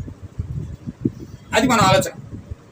మనకి కోపాలు ఉన్నాయి, తాపాలు ఉన్నాయి, స్వార్థాలు ఉన్నాయి, అసూయలు ఉన్నాయి. కానీ దేవుడి దగ్గర అది లేవు. ఆయన ఆలోచన మన ఆలోచన ఎంత డిఫరెన్స్ ఉందో చూడండి. ఒక మాట చెప్తారు. ఒకరోజు ఇజ్రాయేల్ అందరూ తప్పు చేశారండి, పాపం చేశారు, దేవుడికి వ్యతిరేకంగా పాపం చేసేసారు. చాలా పెద్ద గొప్ప అది. దేవుడు ఏం చేశాడంటే చాలా కోపం వచ్చేసి దేవుడు చంపడానికి వచ్చేస్తున్నాడు. ఇక చంపేస్తాడే మధ్యలో ఒక ప్రవర్తన పెట్టాడు దేవుడు, ఒక పరిశుద్ధిని పెట్టాడు, వాళ్ళ కోసం విజ్ఞాపన చేసే వ్యక్తిని పెట్టాడు, వాళ్ళ కోసం వేడుకొని ఒక వ్యక్తిని పెట్టాడు. ఆయన పేరు మోసే. ఇప్పుడు దేవుడు రావాలంటే మోషన్ దాటుకుని ప్రజల దగ్గరికి వెళ్ళి చంపాలి. మోషన్ దాటుకుని దేవుడు కూడా రూల్స్ ఉన్నాయి. డైరెక్ట్గా దేవుడు వచ్చి నేను చంపలేడు. దేవుడు కదా, నేను దేవుడిని కదా నేను చంపేస్తానని రావడానికి లేదు ఆయనకి. అలాంటి రూల్స్ ఆయన పెట్టుకున్నాడు. ఇప్పుడు ఆయన వచ్చి ప్రజలు చంపాలంటే మధ్యలో ఒక ఆయన ఉన్నాడు, మోషే. ఆయన మధ్యవర్తి అన్నమాట, ప్రజలకి దేవునికి ఒక మధ్యవర్తిగా ఉన్నాడు. ఇప్పుడు ఆయన దాటుకుని వచ్చి ప్రజలను చంపాలి. ఇప్పుడు వేగంగా వచ్చాడు దేవుడు, వేగంగా వచ్చి మోషే అడ్డు వచ్చాడు. మోషే నువ్వు తప్పుకో, వారు ఎంత పెద్ద పాపం చేశారంటే వాళ్ళందరినీ కూడా చంపేస్తాను, నిన్ను నీ ఫ్యామిలీ ద్వారా నేను సంతానం తెచ్చుకుని మరలా నేను భూమిని విస్తరింపచేస్తాను, పక్క తప్పు అన్నాడు. వెంటనే మోసే ఏం చేయడం తెలుసండి, పక్క తప్పుకోలేదు. దేవుడితోనే యుద్ధం చేయడానికి సిద్ధపడ్డాడట, దేవుడితోనే వ్యాజ్యమాడడానికి సిద్ధపడ్డాడంట, దేవుడితోనే తగద పడ్డానికి ఇష్టపడ్డాడంటే మోసే. ఏమని పడ్డాడు తెలుసండి, తన ప్రాణాలను తెగించేసి నువ్వేం చేసుకుంటూ చేసుకో, ముందు నన్ను చంపి అప్పుడు ప్రజలు తెచ్చి అన్నాడు. హల్లెలూయా. నన్ను చంపి ప్రజలు తెచ్చి అన్నాడు. ఎప్పుడుదా మాట అన్నాడు, దేవుడు అలా వెనక్కి వెళ్ళిపోయాడు. మళ్ళీ ఇది దేవుడు ఒక వ్యక్తిలో ఆలోచన పెడితే, దేవుని యొక్క ఆలోచన మనిషి యొక్క ఆలోచన ఒకటవుతే మోసేలా ఉంటాడు వ్యక్తి. హల్లెలూయా. అది దేవుని యొక్క ఆలోచన మోసేలా ఉంది కాబట్టి ఇప్పుడు దేవుళ్ళలాగా మోసే మారాడు కాబట్టి ఆ దేవుని యొక్క స్థానాన్ని పరిపూర్ణంగా చూపిస్తా ఉన్నాడు. ఆ రెండు చేతులు ఎలాగైతే ప్రజలకు దేవుడికి మధ్యవర్తిగా నిలబడ్డాడో అదే స్థాయి, అదే స్థితి ప్రభువుని యేసుక్రీస్తు కలువరిలో నిలబడ్డాడు. మోసి రెండు చేతులు చాపిడి ప్రజల పక్షాన్ని ఎలాగైతే నిలబడ్డాడో ప్రభువుని యేసుక్రీస్తు కూడా కలువరి శిలువలో అలాగే నిలబడ్డాడు. ఎవరిని బయలుపరుస్తున్నాడు మోసే? యేసుక్రీస్తుని బయలుపరుస్తున్నాడు. ఎందుకు యేసుక్రీస్తుని బయలుపరుస్తున్నాడు? దైవత్వం. అది దైవత్వం కుమ్మరించబడిన శరీరం. అది అంటే దేవుని యొక్క ఆలోచన కలిగిన శరీరం. అది దేవుడి యొక్క ఆలోచన మనిషి యొక్క ఆలోచన మారితే అలా ఉంటుంది. హల్లెలూయా. అయితే ఖచ్చితంగా ప్రత్యక్షత అంటే అదండి. అంటే దేవుడు మానవుడు ఏకమవ్వడమే ప్రత్యక్షత. మీ హృదయాల్లో బాగా పెట్టుకోండి, ఎందుకంటే ఫ్యూచర్లో మీకు చాలా ఉపయోగపడుతుంది. అంటే మనిషి దేవుడు మానవ శరీరంలోకి ఎప్పుడైతే వచ్చాడో దాన్ని ప్రత్యక్షత అంటారు. ఇప్పుడు ప్రత్యక్షత నువ్వు ఊహించిన దానికంటే, నువ్వు అనుకున్న దానికంటే, నీకు అర్థమైన దానికంటే అధికమైన ప్రత్యక్షత. ఈ ప్రత్యక్షత గ్రంథము మరియు నీవు అను దానిని గూర్చి నేను మాట్లాడట్లేదు, నేను పూర్తి ప్రత్యక్షత గురించి మాట్లాడుచున్నాను. హల్లెలూయా. ఇది సంఘమునకు అత్యంత ప్రాముఖ్యం. మత్తయి సువార్త 16వ అధ్యాయంలో యేసు తన శిష్యులను అడిగిన ప్రశ్న మీకు గుర్తున్నదా? చూడండి, ప్రత్యక్షత కోసం దాన్ని వివరిస్తున్నాడు. చూడండి ఒకసారి మనం వెళ్దాం. మత్తయి సువార్త 16వ అధ్యాయంలోకి వెళ్దాం. దేవుడు ప్రత్యక్షత అంటే ఏంటో ఇక్కడ చూపిస్తున్నాడు.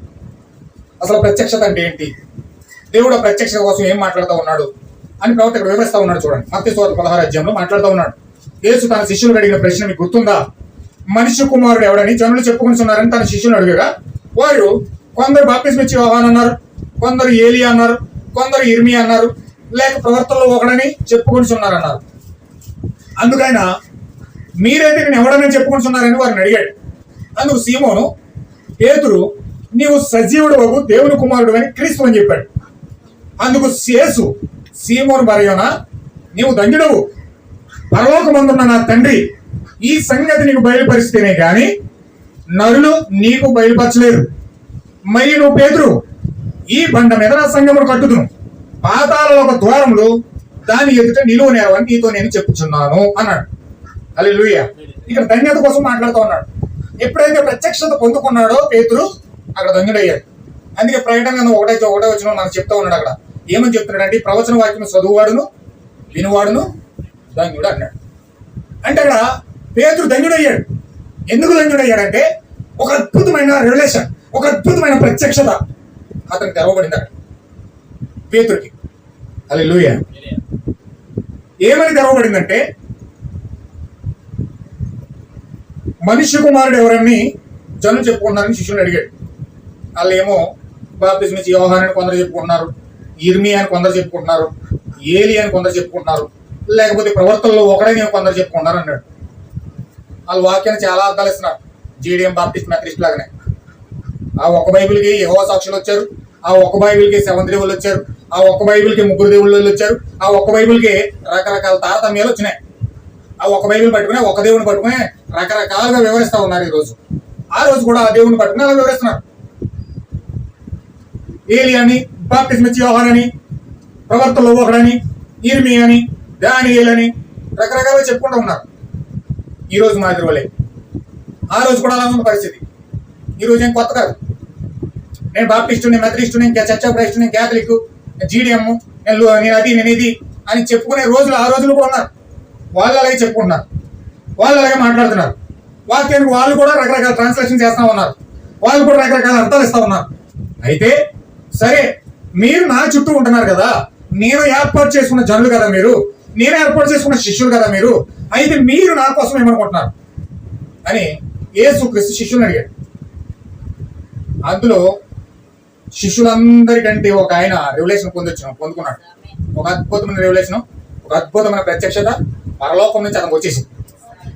ఆమేన్, హల్లెలూయా. ఇప్పుడు పరలోకంలో ప్రత్యక్షత పొందుకున్న వ్యక్తి లేచి బిగ్గరగా మాట్లాడుతూ ఉన్నాడు, ప్రభువా, నేను రెవల్యూషన్ పొందుకున్నా, నాకు రెవల్యూషన్ వచ్చింది. హల్లెలూయా. ఆ రెవల్యూషన్ ఏమిటంటే, నువ్వెవరు నాకు తెలిసింది, నా ప్రభు అయిన దేవుడు నాకు దాన్ని తెలియజేశాడు, నువ్వెవరో తెలుసని నాకు అర్థమైంది, పరిశుద్ధాత్మ నాకు బయలుపరిచింది, నాకు అర్థమైన విషయం. ఏమిటా విషయం అంటే, నీవెవరు అంటే నీవు సజీవుడు అయిన దేవుని కుమారుడు అయిన క్రీస్తు అన్నాడు. ఆమేన్, హల్లెలూయా. సజీవుడు అయిన దేవుని కుమారుడు అయిన క్రీస్తు. సజీవుడు,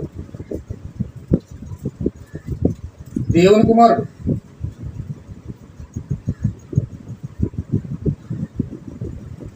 క్రీస్తు.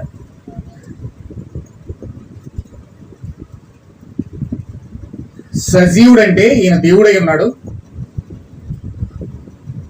దేవుని కుమారుడు అంటే యేసుక్రీస్తు అయి ఉన్నాడు, క్రీస్తు అనే అభిషక్తుడై ఉన్నాడు. అంటే ఒక దానియేలు గ్రంథంలో క్రీస్తుకి ఏమని అర్థం ఇచ్చిందంటే మెస్సయ్య.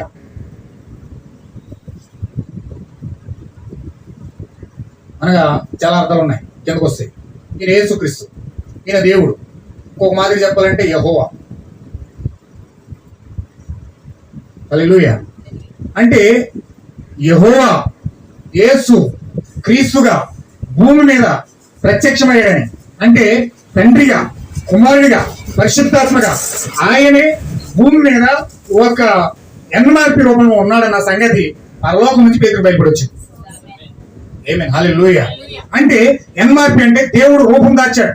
అంటే ఒక దృశ్య రూపంలో ఉన్న అదృశ్య రూపంలో ఉన్న దేవుడు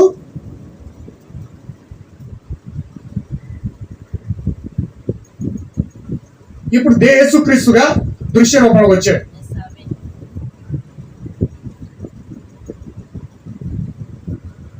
అంటే ఈ యొక్క లేఖనాన్ని బట్టి పేతురుకు వచ్చిన రివల్యూషన్ ఏంటంటే, యెహోవాయే యేసుక్రీస్తు అయి ఉన్నాడు. ఆమేన్, హల్లెలూయా. అంటే యెహోవా అక్కడ ఉండి ఇంకో రెండో దేవుడు భూమి మీద రాలేదు, రెండో దేవుడు పంపించలేదు. ఆయన పైన దేవుడు నుండి కిందకి ఇంకో దేవుడు రాలేదు. ఏమేన్ హల్లెలూయా.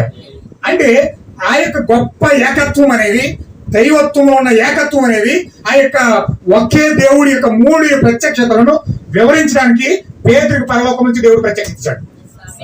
అంటే ఒక్క దేవునిలో ఉన్న మూడు యొక్క ప్రత్యక్షత, ఒక్క దేవునిలో ఉన్న మూడు ప్రత్యక్షతల కోసం దేవుడు పరిపూర్ణంగా వివరిస్తా ఉన్నాడు. అంటే దేవుడు ఒక్కడే, ఆయనే ప్రభువైన యేసుక్రీస్తు, ఆయనే సజీవుడైన దేవుని కుమారుడైన క్రీస్తు అని ప్రత్యక్షత పేతురికి బయలుపడొచ్చింది.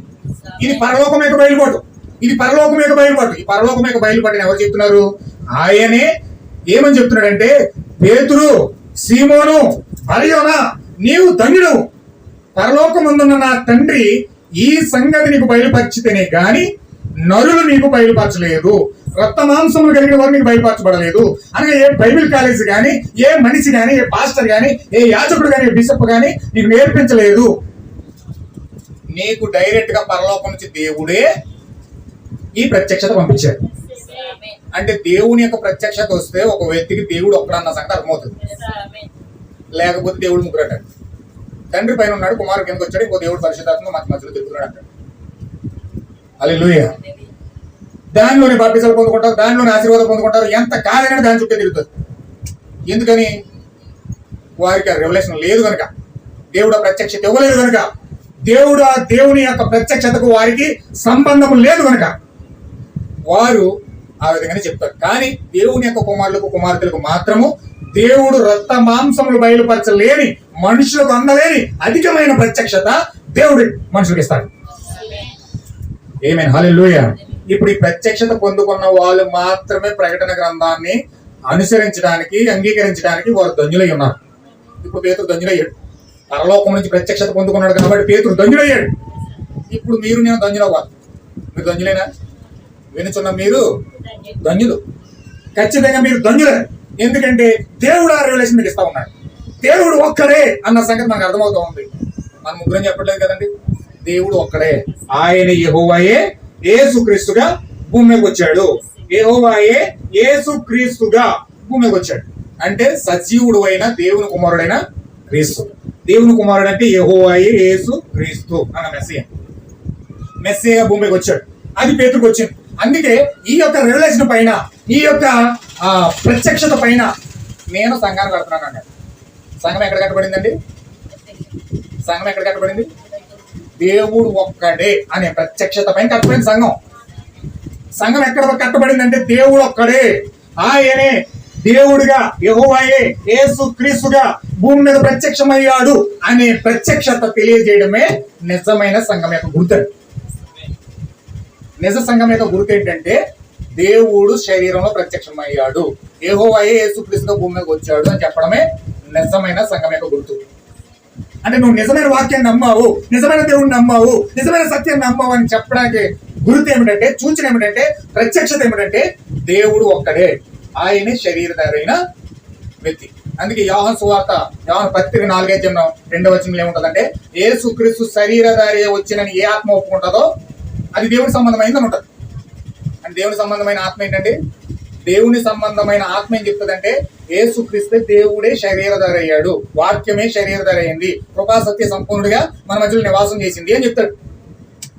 కానీ సంబంధం లేని వ్యక్తి ఏం చెప్తాడంటే, దేవుడు అక్కడ ఉన్నాడు, కుమారుడు కిందకి వచ్చాడు, ఆయన చచ్చిపోయి బతికాడు, అందుకే మేము పుట్టిన వచ్చేసేస్తున్నాం, చచ్చిపోయి చేసేస్తున్నాం అంటాడు. హల్లెలూయా. వీల్ రెవల్యూషన్ ఇది. అంటే ప్రకటన గ్రంథం సంబంధం లేని వాళ్ళందరూ కూడా ఈ కార్యాలన్నీ చేస్తారు. ప్రకటన గ్రంథం సంబంధం లేని వాళ్ళందరూ కూడా దేవుడు ముగ్గురే చెప్తారు. ప్రకటన గ్రంథం సంబంధం లేని వాళ్ళందరూ కూడా ఇలాంటి పనులని చేయడానికి ముందుకు వస్తారు. హల్లెలూయా.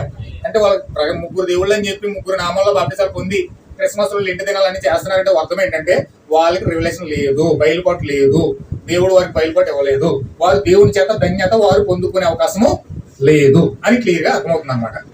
హల్లెలూయా. చూడండి, పేతురు మీద సంఘం కట్టబడింది. రోమన్ క్యాథలిక్లు చెప్తారు అది నిజంగా శరీర సంబంధం ఒక మాట.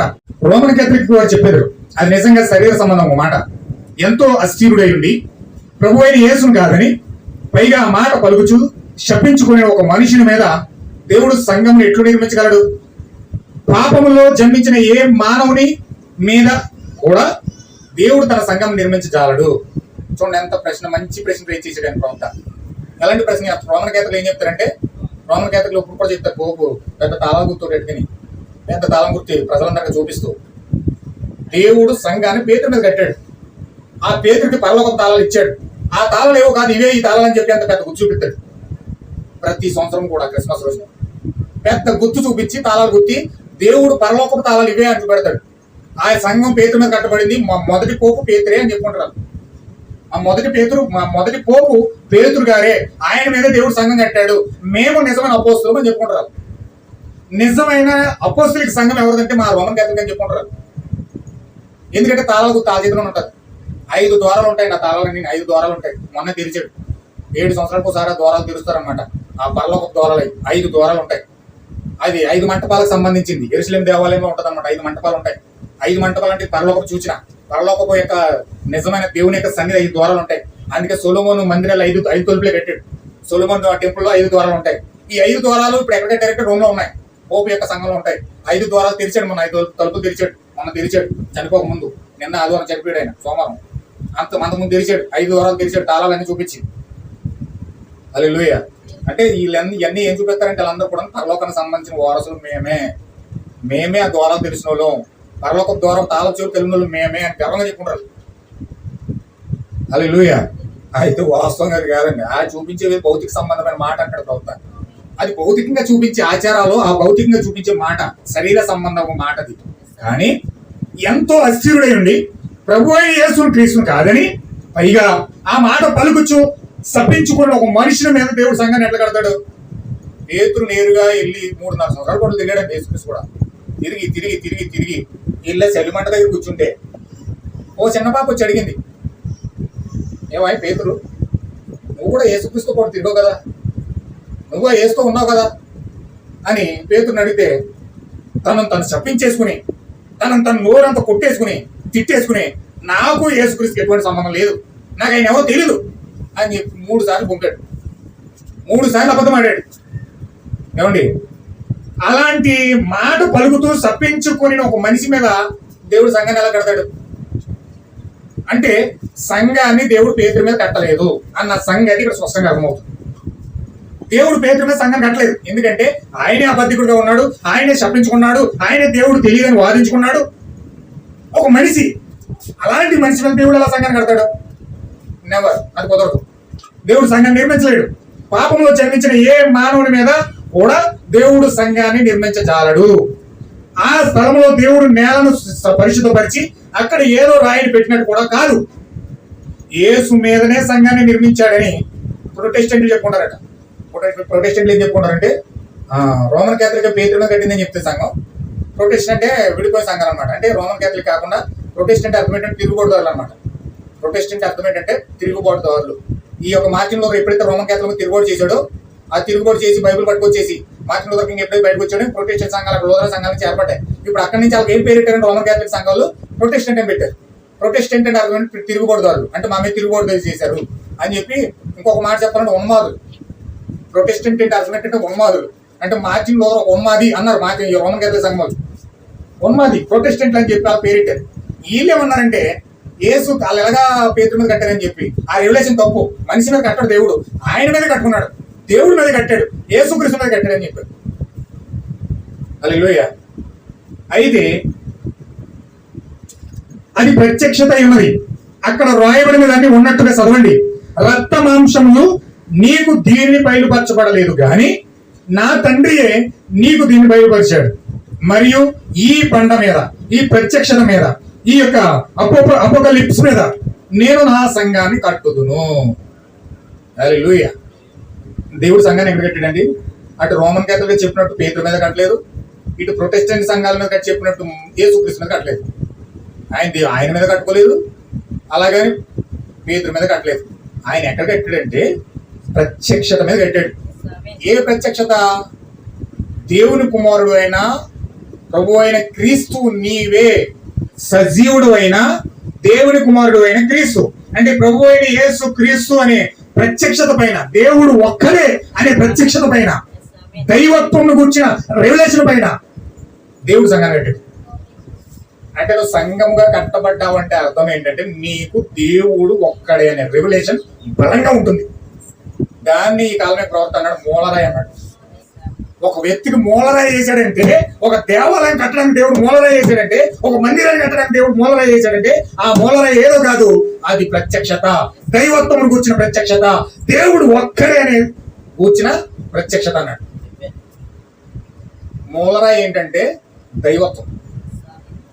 అసలు ఆ దైవత్వమును కూర్చిన బయలుపాటు తెలియకే ఈరోజు ప్రపంచం యొక్క క్రైస్తవ్యం రకరకాలుగా చిన్నభిన్నమైపోతా ఉంది. ఒకడు ముగ్గురు అంటాడు, ఒక నలుగురు అంటాడు, ఒకడు ఇద్దరే అంటాడు, ఒకడు ఒక్కడే అంటాడు, ముగ్గురు ఏకమై ఉన్నారంటాడు, ఇంకొకడు ముగ్గురు యెహోవాలు ఉన్నారంటాడు. చాలా రకాలుగా అర్థాలు ఇచ్చేవాళ్ళు ఉన్నారు. ఎవరి భావాలు వాళ్ళు వ్యక్తపరుస్తూ ఉన్నారు. ముగ్గురు యెహోవాల కోసం చెప్పేవాళ్ళు ఉన్నారు, ఇద్దరు యెహోవాల కోసం చెప్పేవాళ్ళు ఉన్నారు, తండ్రి పైనుండి కుమారుడికి ఎందుకు వచ్చాడని చెప్పేవాళ్ళు ఉన్నారు, నేనే దేవుడు అని చెప్పుకుని ఉన్నారు. చాలా రకాలుగా ఈ యొక్క తత్వాన్ని తీసుకొచ్చి ప్రజల్ని ఎంత గలిబిలి చేసి పడేశారంటే మామూలు గలిబిలి కాదు. ప్రపంచ క్రైస్తవులు ఉన్న భయంకరమైన గలిబిలి. ఈరోజు యుద్ధాలు రావడం కారణం ఏంటంటే ఈ గలిబిలే. ఈరోజు ప్రపంచ యుద్ధాలు రావడం కారణం ఈ గలిబిలే.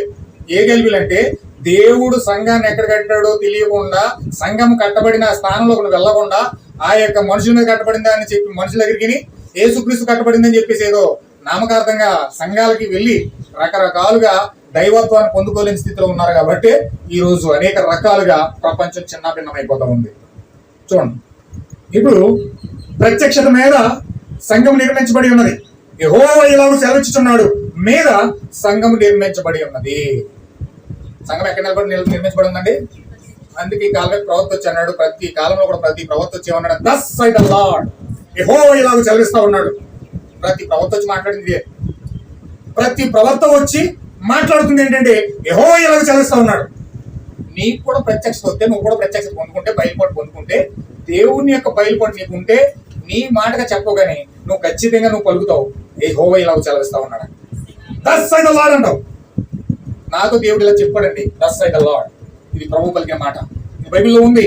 ఈ రెవల్యూషన్ బైబిల్లో ఉంది. దేవుడు ఒక్కడే రెవల్యూషన్ బైబిల్లో ఉంది. ఈ యొక్క బాప్తిజం కోసం బైబిల్లో ఉంది. ఈ యొక్క ప్రభురాత్రి భోజనం కోసం బైబిల్లో ఉంది. బల్లగుది దస్ సై ద లార్డ్ అని చెప్తాం. హల్లెలూయా. లేదా నీకు రెవల్యూషన్ లేకపోతే నోరు మూసి కూర్చుంటావు. ఏం మాట్లాడో తెలియక అయిపోబాడు ఏం మాట్లాడేస్తాను, నేను ఎలా మాట్లాడితే అయిపో ఏమి కౌంటర్లు వేసేస్తాడు, నేను ఎలా మాట్లాడితే అని భయం వేసి దాక్కుంటాడు. వాక్యం తెలియని ఏం చేస్తాడండి? గట్టిగా వాక్యం తెలియని తెలిసిన వాడి దగ్గరికి వెళ్ళి వాక్యం తెలియని ఏం చేస్తాడు? భయపడతాడు, మూసేసుకుంటాడు, నోరు దాచేసుకుంటాడు. అంతే. మాట్లాడటానికి ఇష్టపడ్డు. ఎందుకంటే అతను తెలియదు కనుక, అతను రెవల్యూషన్ లేదు కనుక. కానీ రెవల్యూషన్ ఉంటే నోరు మూసుకుని ఉండలేను, నోరు మూసుకుని ఉండలేవు. హల్లెలూయా.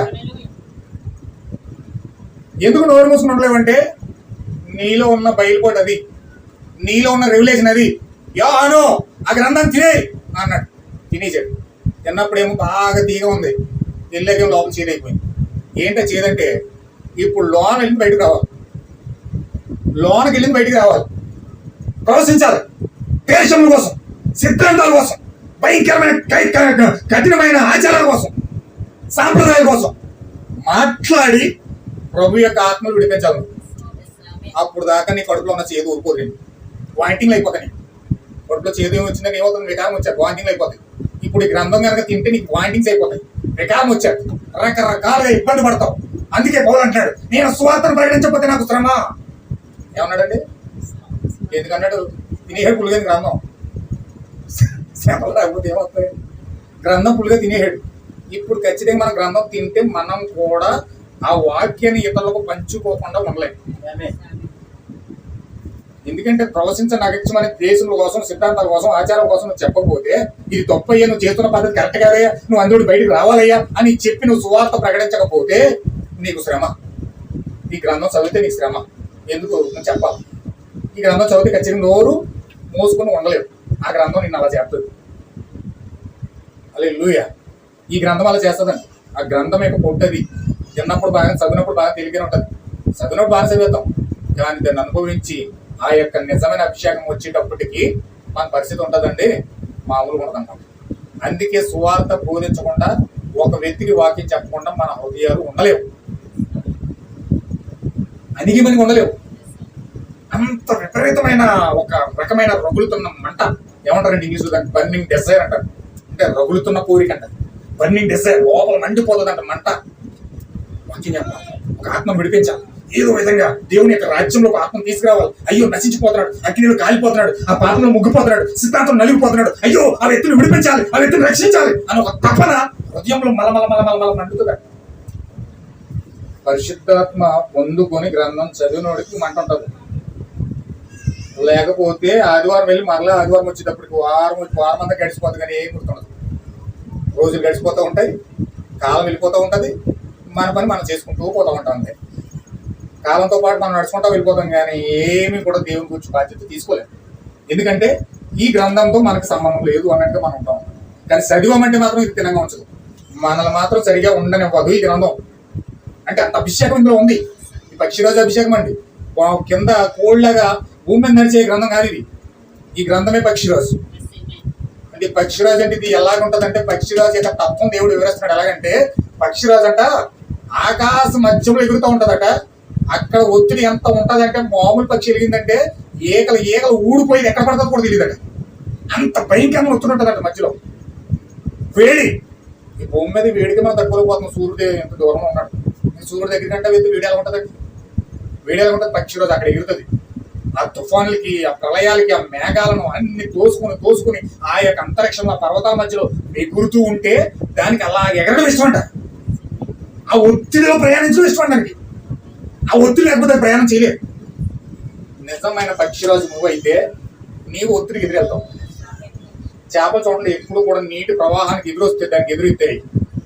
జీవమున్న చేపలంట ఎప్పుడు కూడా నీటి ప్రవాహానికి వస్తూ ఉంటే ఎదురెళ్తాయంట. ఎదురెళ్ళి నీటి అసలు ఎదురెళ్ళి ఎత్తాయంట, నీటికి ఎదురు. దాన్ని ప్రవర్తన రెయిన్బో పీస్ అన్నాడు. అక్కడ రంగులు ఉన్న రెయిన్బో పీస్ 7 రంగుల పీసులు వస్తాయి, కనపడతాయి, నీటికి ఎదురు ఇస్తూ ఉంటాయి.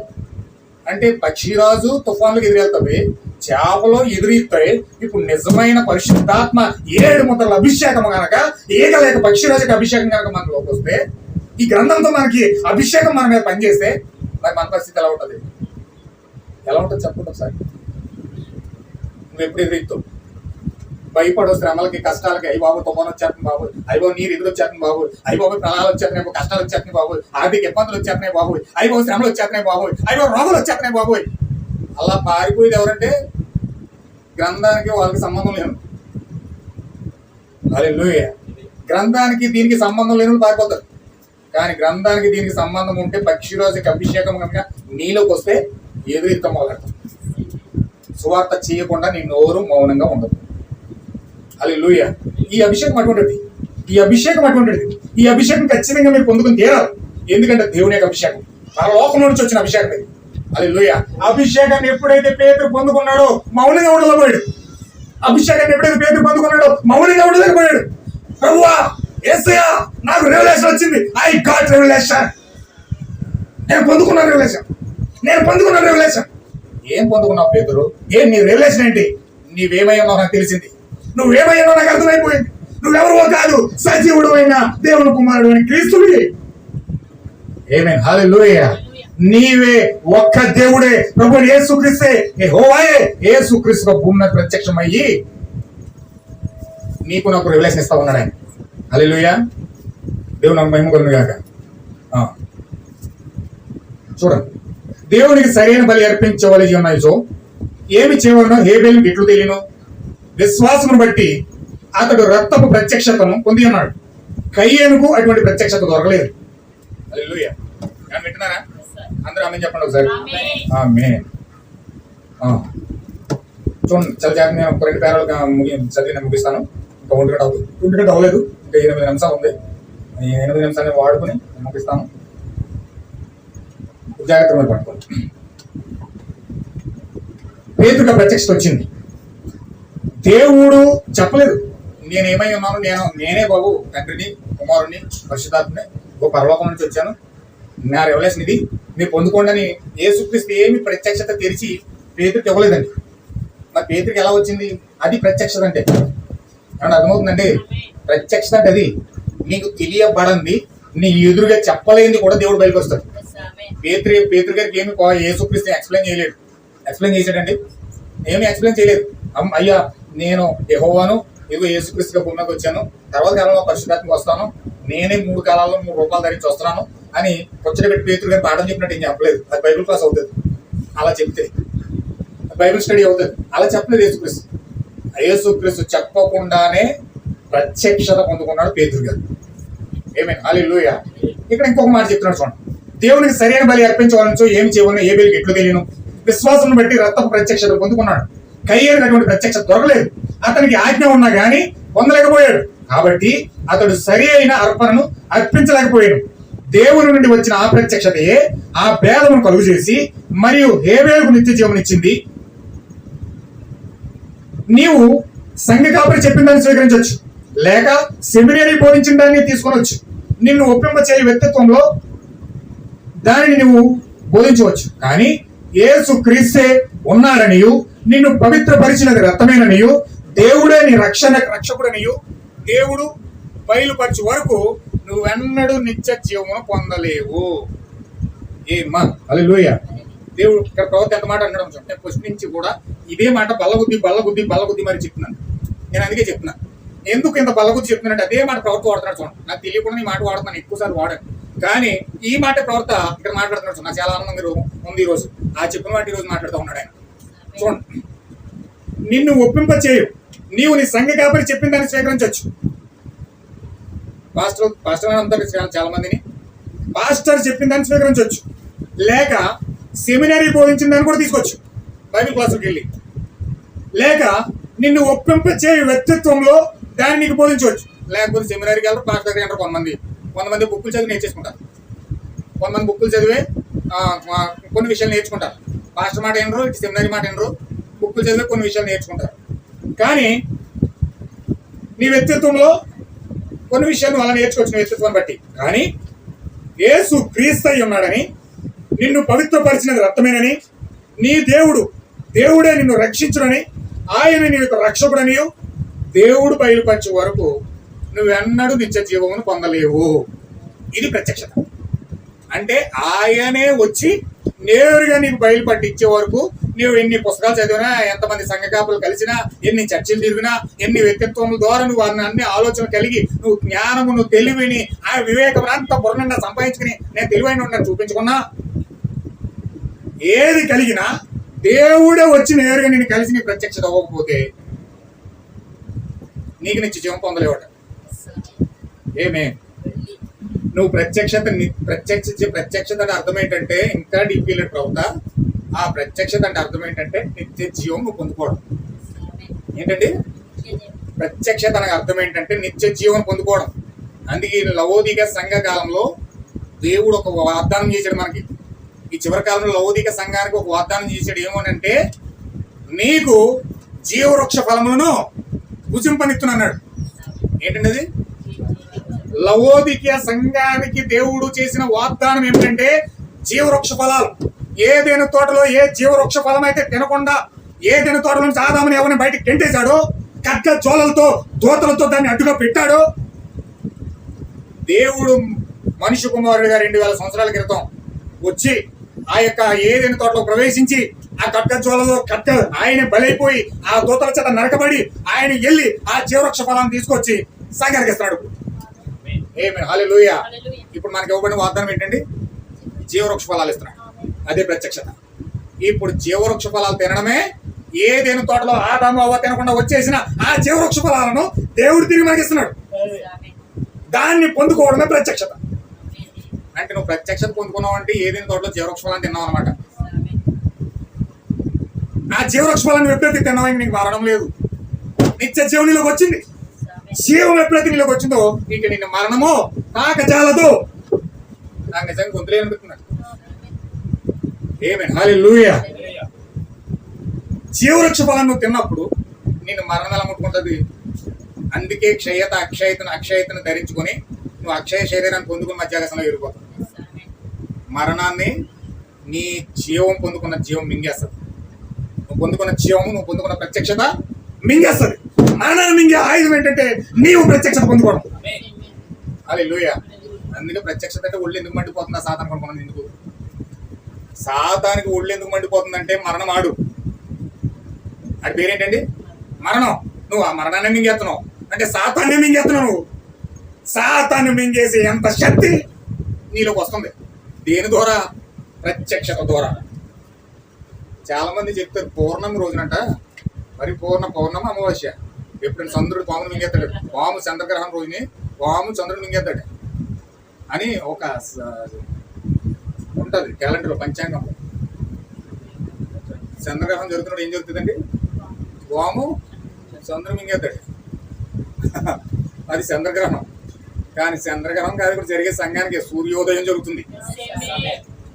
చంద్రుడు పాము చంద్రుడు మింగెత్తే ఇప్పుడు సూర్యుడు వచ్చి పాముని మింగేస్తున్నాడు. హల్లెలూయా. నిజమైన సూర్యోదయం ఏది? నిజమైన సూర్యోదయం ఏంటంటే యేసుక్రీస్తు యొక్క ప్రత్యక్షతను పొందిన మరుక్షణమే నిన్ను పాము మింగడం కాదు, నువ్వే పాముని మింగేస్తావు. హల్లెలూయా. అందుకని భయం, ఆడి భయం అందుకు. హల్లెలూయా.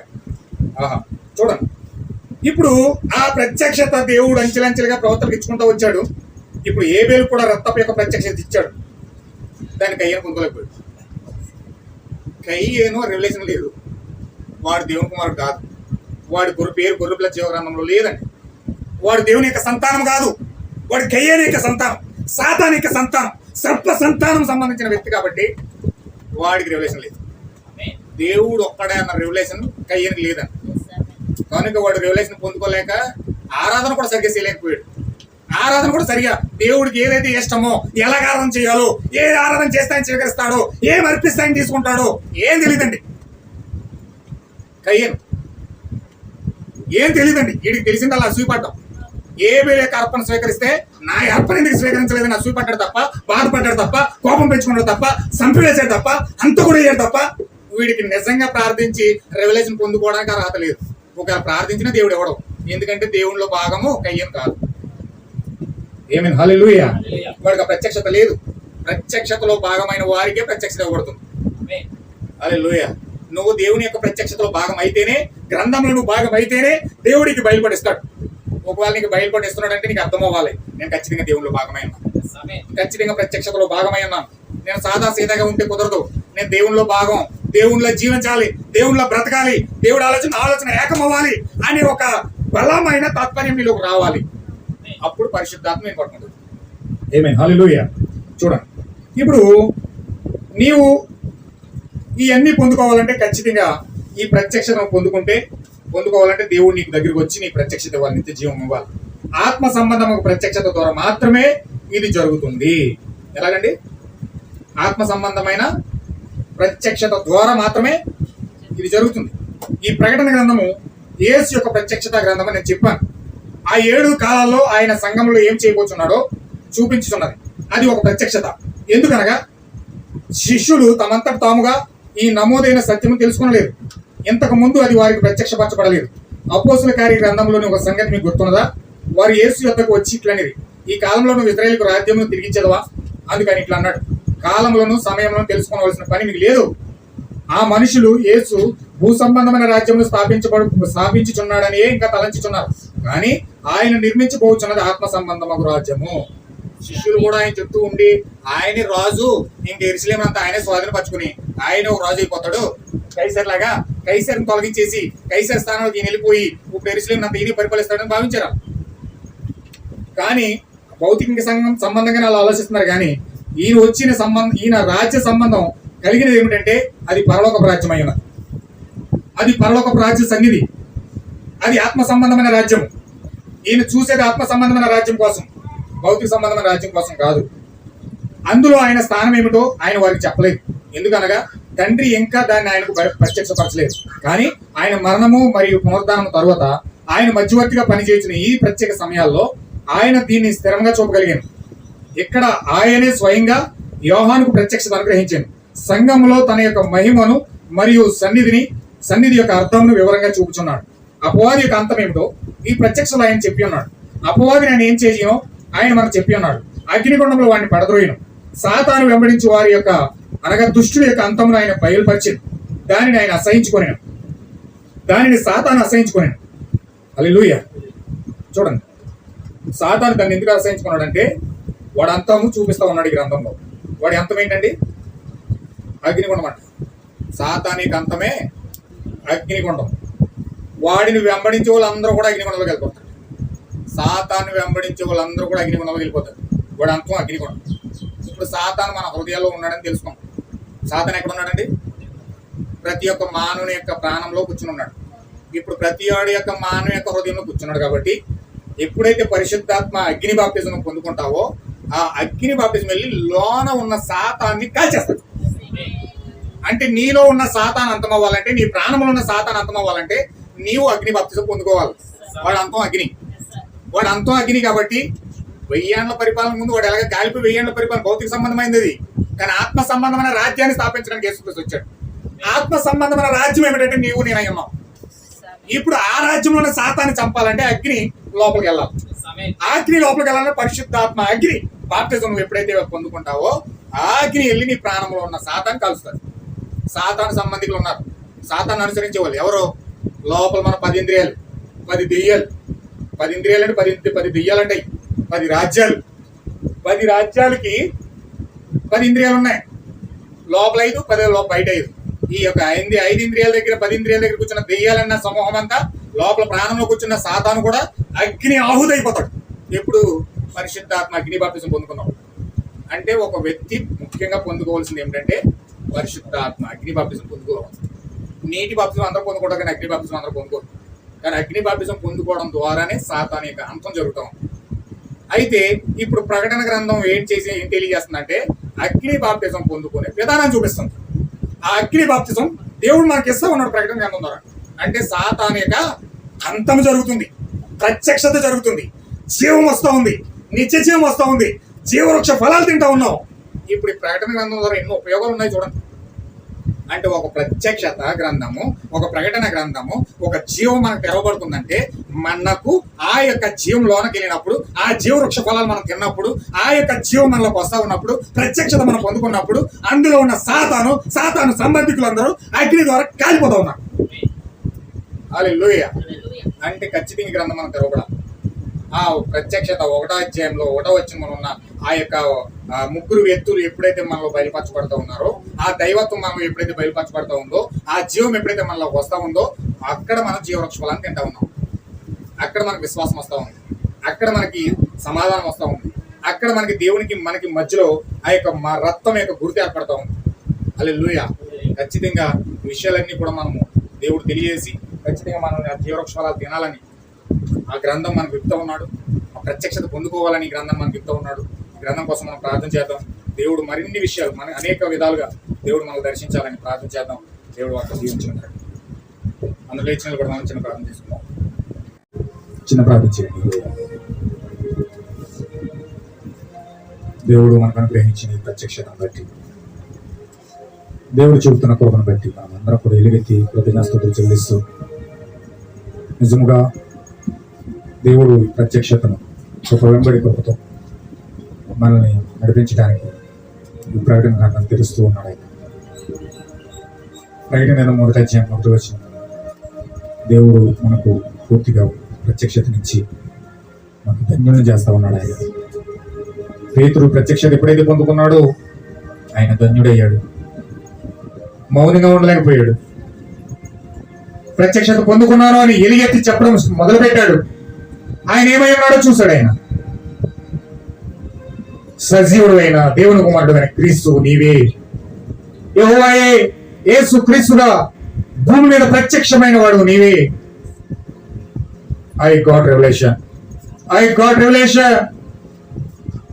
యేసు క్రీస్తు చెప్తా ఉన్నాడు, ఓ పేతురు, నువ్వు ఆ ప్రత్యక్షత పొందుకున్నావు, ఆ ప్రత్యక్షత పైన నా సంఘాన్ని కడుతూ ఉన్నాను. పాతాళంలో ఒక ద్వారములు దాని ఎదుట నిలవనారు. మరణాన్ని మింగేసే ఆయుధమది. ఆ ప్రత్యక్షత ముందు పాతాళం నిలబడలేదు. ఖచ్చితంగా ఇటువంటి ప్రత్యక్షత నీకు నాకు కావాలా సోదరి? ఆ ప్రత్యక్షత నీకు కావాలంటే మనమందరం కూడా నోరు తెరిచి ప్రార్థించేద్దాం.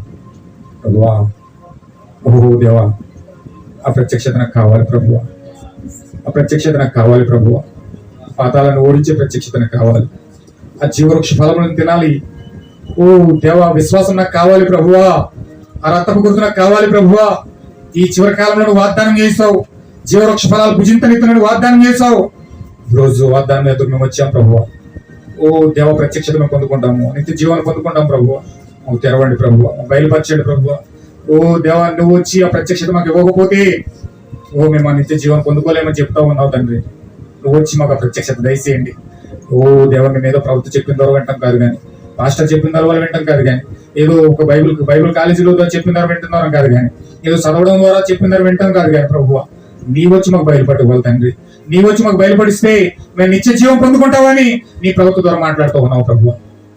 దేవ, మాకు జీవవృక్ష ఫలాలు కావాలి. జీవవృక్ష ఫలాలు మేము పొందుకోవాలి. ఓ ప్రత్యక్షత మాకు కావాలి. అది మేము పొందుకుంటే మరణాన్ని మింగేసే అంత శక్తి మాలోకి వస్తుందని చెప్తా ఉన్నావు. జీవాన్ని పొందుకోవడానికి ఓ దేవ చీకటిని పంచులు చేసే శక్తి మాలోకి వస్తుందని చెప్తా ఉన్నావు ప్రభువా. మరణము మా ముందు వణుకుపోతుంది.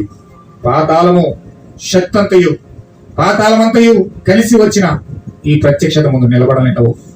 యెహోవా యేసుక్రీస్తు భూమి మీదకి వచ్చి దర్శించావు తండ్రి. ఓ ప్రభువా, ఈ ప్రకటన గ్రంథం తెలుస్తూ ఉన్నావు. దీన్ని చూడడానికి పూర్తిగా మా మనోనేత్రాలు తెరవండి ప్రభువా. మాకు సహాయం చేయండి ప్రభువా. ప్రార్థిస్తున్నారు సహోదరులారా, చిన్న ప్రార్థించండి, హృదయాల్లో ప్రార్థించండి.